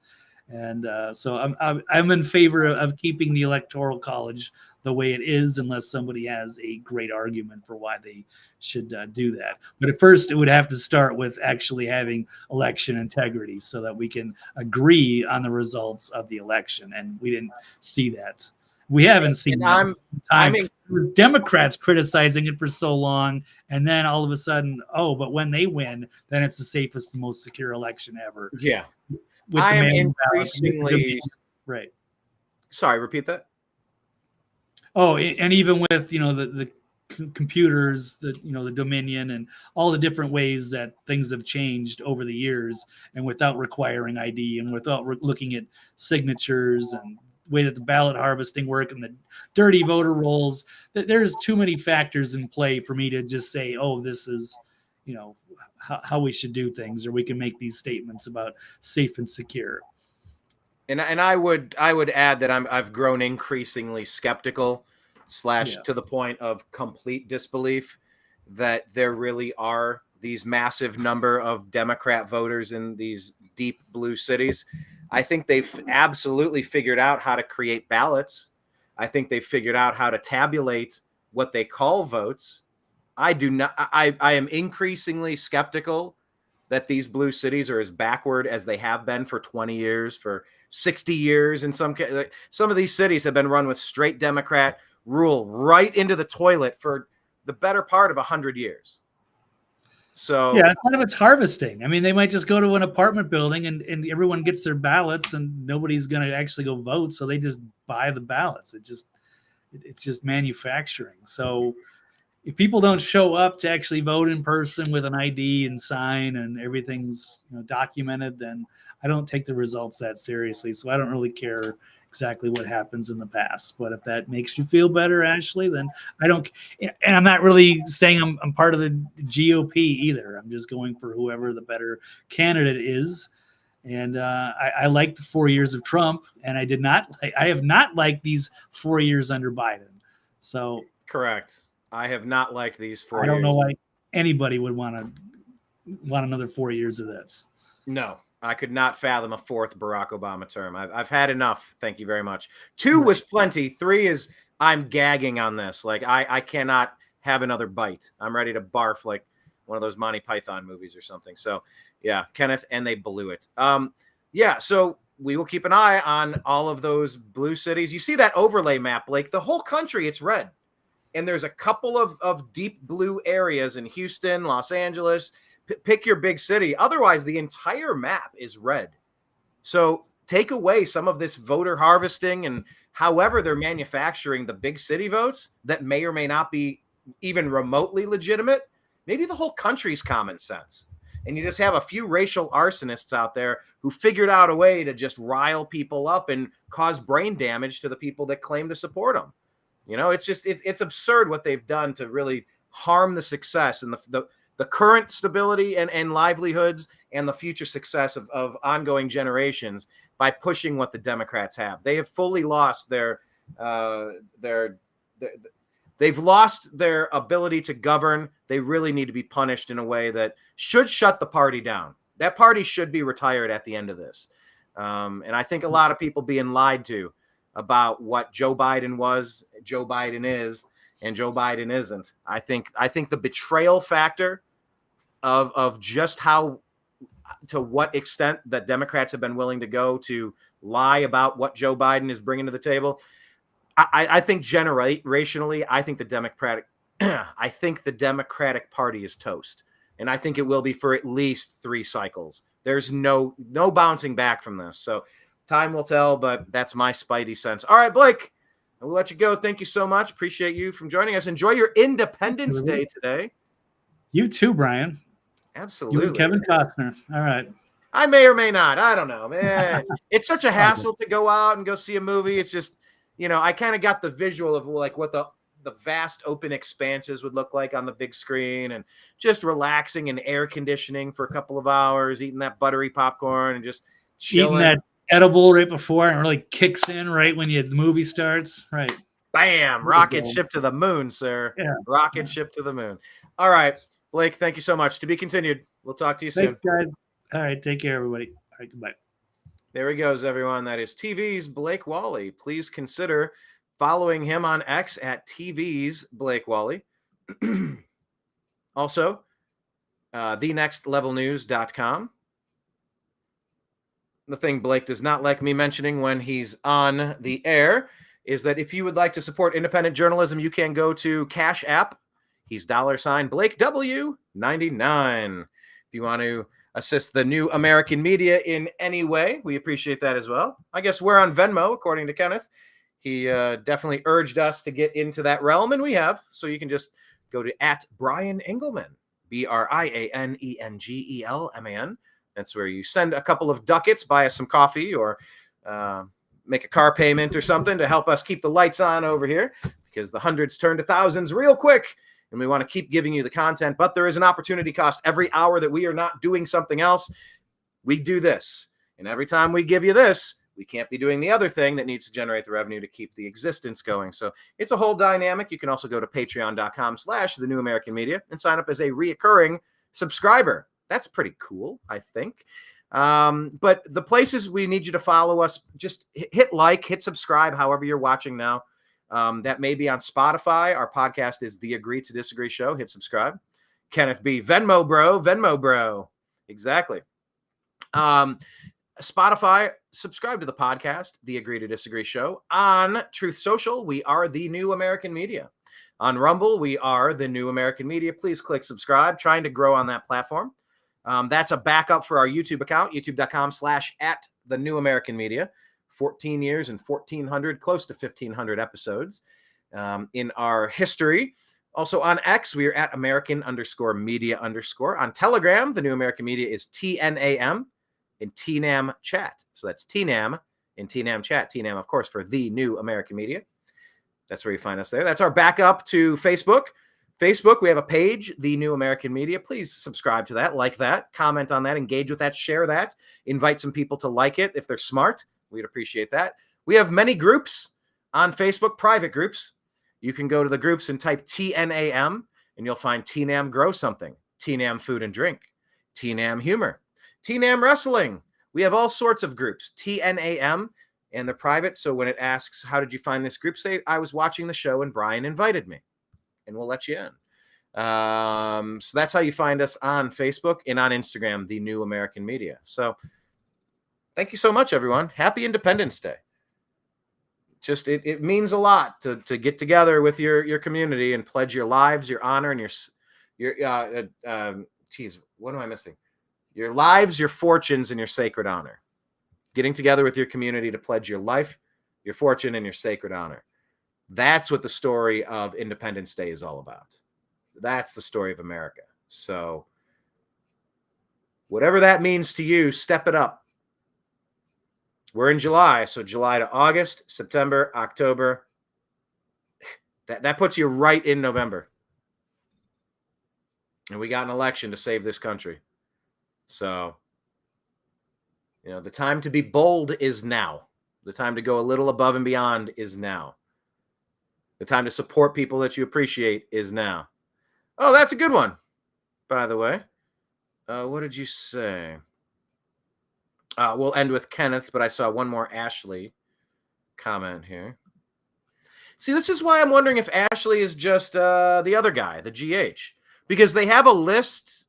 They have a list of talking points you're supposed to kind of copy paste, or like try to make it your own. Like these are all the buzzwords and buzz phrases that have been thoroughly rejected by the entirety of America. But by the vast majority, not the entirety, by the vast majority of America, any savvy news connoisseur. Ashley says, if we vote for a convicted felon, like the phrase convicted felon is ludicrous under the terms that we have seen the abuse of power, the civil rights abuses from Merchan in New York. I mean, the stuff we've seen from Bragg, Letitia J, like this stuff is obviously election interference and civil rights violations. The fact that you can now call someone a convicted felon under those terms in that kangaroo court, that's almost a badge of honor. That's almost a badge of honor. Because Trump has repeatedly said, like, I'm standing up because they're going after you. They're coming after me because I'm standing in the way. They're aiming at you. And I'm taking the slings and arrows. Like, they're coming after me. I'm standing up for you. And look, you don't want me out of the way. You want me out there fighting for you. So the fact that in your first sentence, Ashley, you're calling him a convicted felon, like what happened in New York was not legitimate. You know that they pushed back sentencing from July 11th to September something, right? It's because the Supreme Court found that Judge Merchan's instructions to the jury saying you don't need to unanimously find him guilty. You can have three jurors finding him guilty on this count and then 3 on this count, but together they add up to 12, and then you can kind of make an assumption that it's likely that some sort of criminal activity may have likely, possibly, probably occurred. That's not legal. The Supreme Court just ruled on that. Now, Ashley, you might have missed that. I will ask you the same thing I asked GH. What are your news sources? Who are the top 3 news sources that you is there a podcast? Is there a channel? Is there a TV show? Is there a Facebook page? Is there an Instagram? Like give me 3 of your top favorite, because they're not telling you that all of that has basically been overthrown. Like it's been basically undone because it never should have happened in the first place. And now was your other media outlets, that your 3 favorites, did they tell you that multiple states are now suing New York and the people involved with election interference and civil rights violations? Finally, the dam is broken. Finally, the tide is turned. The people have had enough with the lawfare. They're not going to sit by and take it, because if they let them do that to Trump, they can do that to all of us. It's done. There is no coming back from this. So I'm trying to read the sentence, but you're calling him a convicted felon, pretending that you don't know that what you witnessed was not a real trial. So I've given you 3 or 4 other stories to go down the rabbit hole, because maybe your 3 news sources, do you watch, is it CNN, MSNBC? Is it Rachel Maddow? Is it Bill Maher? Like, where do you get your information? Because if you weren't aware that New York and these other places that have been conducting lawfare against Trump have been sued for election interference and civil rights violations, something right along those terms, you're missing the story. You're missing what the Supreme Court did. The Supreme Court saying you cannot do what just happened. So I'm trying to get to your statement, but it's disingenuous. You may not be aware, but that, like, I've taken a moment to explain these stories to you.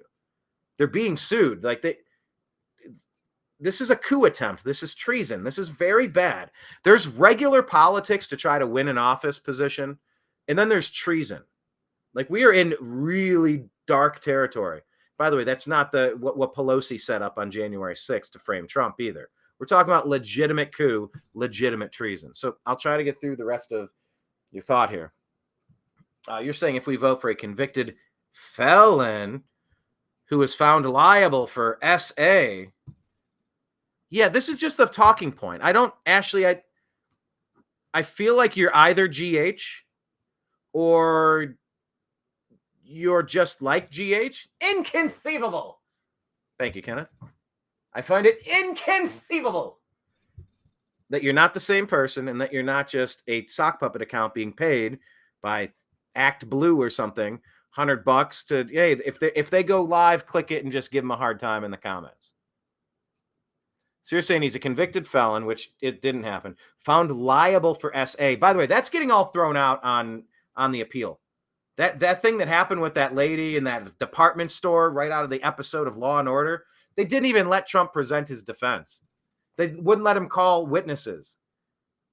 That was a civil situation as well, where the bar to clear is much lower. That was just to kneecap him. That was to take out the political rival of this brain-dead slob, Joe Biden. Anyway, she asks, if we vote for a convicted felon who was found liable for SA and has been charged with felonies because he tried to illegally overturn an election, we will be on the right side of history? See, now, if we scroll back, Ashley, if that is your real name, which it's not, you've repeated the overturn an election phrase of that GH guy. You're likely the same person typing, right? Like literally the same person typing. And this is copy paste from like what Mother Jones wants you to say. Right? So right there, tried to illegally overturn an election. Yeah, where can we sign up for jobs like yours? That's what Frankie Brown is asking. I mean, I wouldn't mind. It's not like this stuff works. But so this was a comment from a couple of minutes ago. At 22 after, about a half hour, about 35 minutes ago. This was when GH signed off saying, ugh, can't take listening to this anymore. Have fun with your new American media stuff. Cheers. Okay, so 35 minutes. The person is back. I'm going to scroll. Where is this? Okay, obviously, I love this one we didn't even address, where GH says, this conversation is so banal and unanchored to anything. Yes, we are adrift in the sea of misinformation and disinformation. No, we don't sit in front of the idiot box and consume NBC or CNN. Thank you very much. We're good. Opinionating at its most elemental. Okay. It's an interesting phraseology. I want to see if I can find that exact phrase. Not a Biden supporter. This should be good. Hopefully I can find it. If not, it'd be unfortunate, but can I search the chat? I don't see a search function. Langley Falls. Yes, I wonder where the IP address is routing us to. Langley? Where is this at? But yeah, as far as overthrowing a legitimate election, like there was nothing legitimate about that.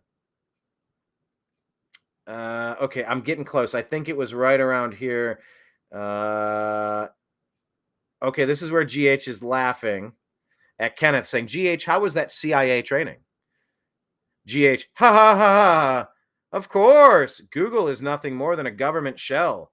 That must be the answer. It's all run by the CIA. There's several great books on DARPA. You should read. ARPA, ARPA, Advanced Research Projects Agency. Then they added the D, making it the Defense Advanced Research Projects Agency. Many good books about that. Dig up on Google. Dig down. Look around. Go ahead. Look around. See what they have to say. Because yeah, these companies. Let me tell you about this.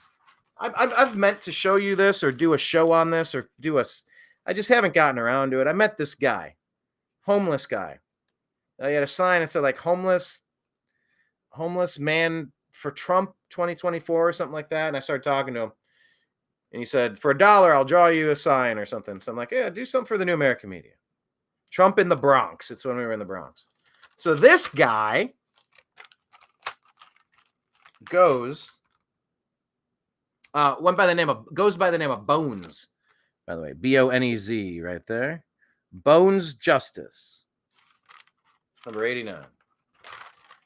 So this guy, homeless guy, musician, current musician, he gets on the subway. He's 2 hours away. He comes in for this event. He's like, oh, this is great. He Googles Trump rally. He gets off the right stop. He goes this block, that block, that block. He gets over to the thing. Guess where he was? Guess where Google dropped him off? Any hunch? Any hunch? They dropped him off at the counter-Trump protest. You Google Trump rally, they take you to the anti-Trump rally.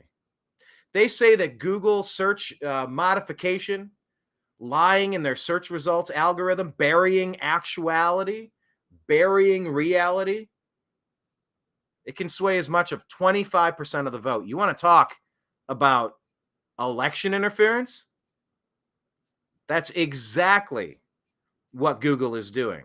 So yeah, to pretend that Google, some private company, No. There's an agenda here. There's a deep state Democrat agenda here. And it's always been this way. Facebook is Fedbook. F-E-D book. So, yeah.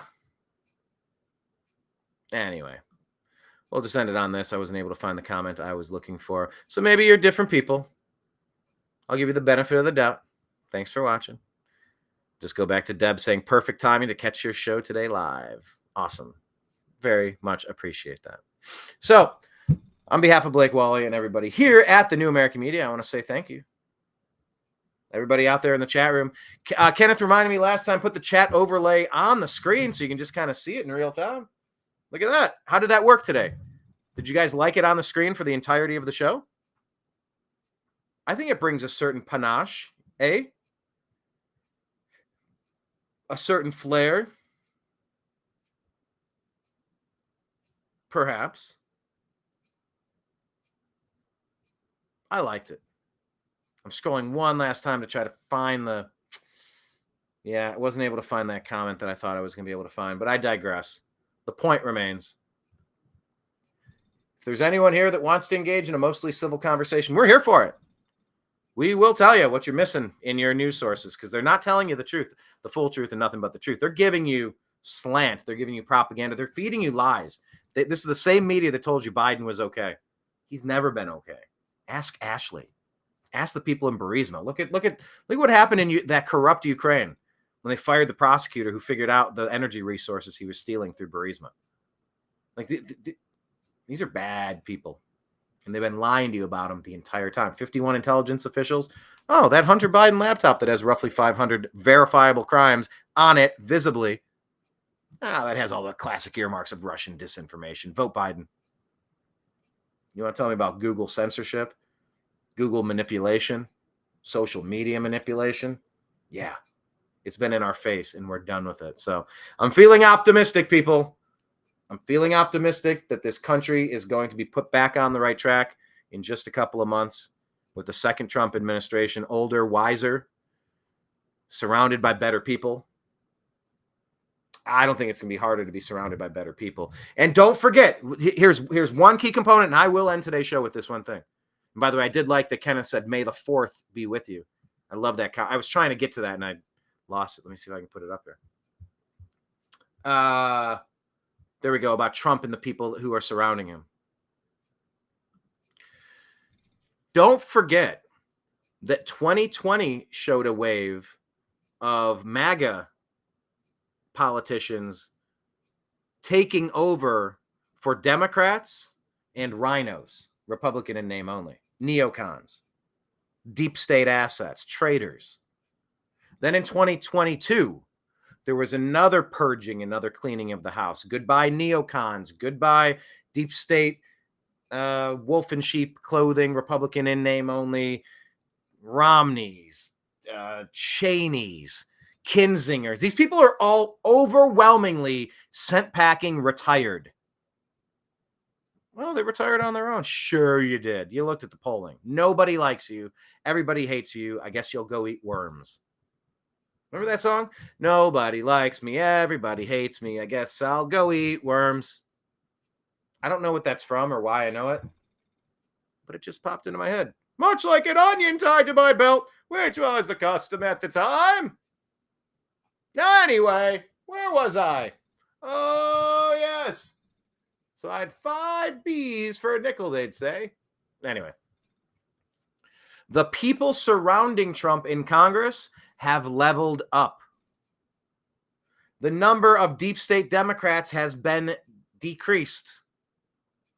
The people in the cabinet positions are going to be a higher percentage of the right people this time. This has a chance. Kenneth says it's a coming. This has a chance to put this country back on track and get moving in the right direction. So this 4th of July, I'm eagerly optimistic. No, not even cautiously optimistic. I'm eagerly optimistic. And I'm very excited for what... Actually, let me Google this. I keep saying the final thing. Trump, America, 250th birthday. He said something. In a campaign video last year, President Trump announced his own plans to throw a most spectacular birthday party for the 250th, complete with a big fair, a high school sports contest called the Patriot Games. That'd be awesome. And a garden filled with 100 statues of national heroes. Okay? How about that? Let's look forward to that 250th party coming up in the second Trump term. Who's going to be in this 100 American heroes list? The new ones. There's new American heroes is what he was insinuating. In 2 years, are all the bad guys are they going to be indicted? Are they going to be imprisoned? Are we going to be able to kind of get things back on track? I hope so. I don't know. I hope so. I hope so. And we'll leave with hopium. I know I said earlier in the show that I don't like the hopium of, I don't know, whatever you call Q and that stuff. Like, oh, yeah, there's a plan. Trust a plan. You don't even need to get involved. Just sit on the sidelines. There's a plan. It's like, no. Everybody activate and do 100 times more than you used to. You don't sit back and trust that someone else is going to take care of your life. Nope. That's never happened, and it never will happen. So I don't like that philosophy at all. I hear people talking about it. But when you ponder, what if they were set up and allowed to do whatever they were going to do? And like Trump said, I caught them all. I caught them all. We caught them all. All right. Enjoy your Independence Day, people. I appreciate you watching. Thank you so much. Appreciate you. Love you. We'll talk to you again soon. Take care. Finger check for tomorrow.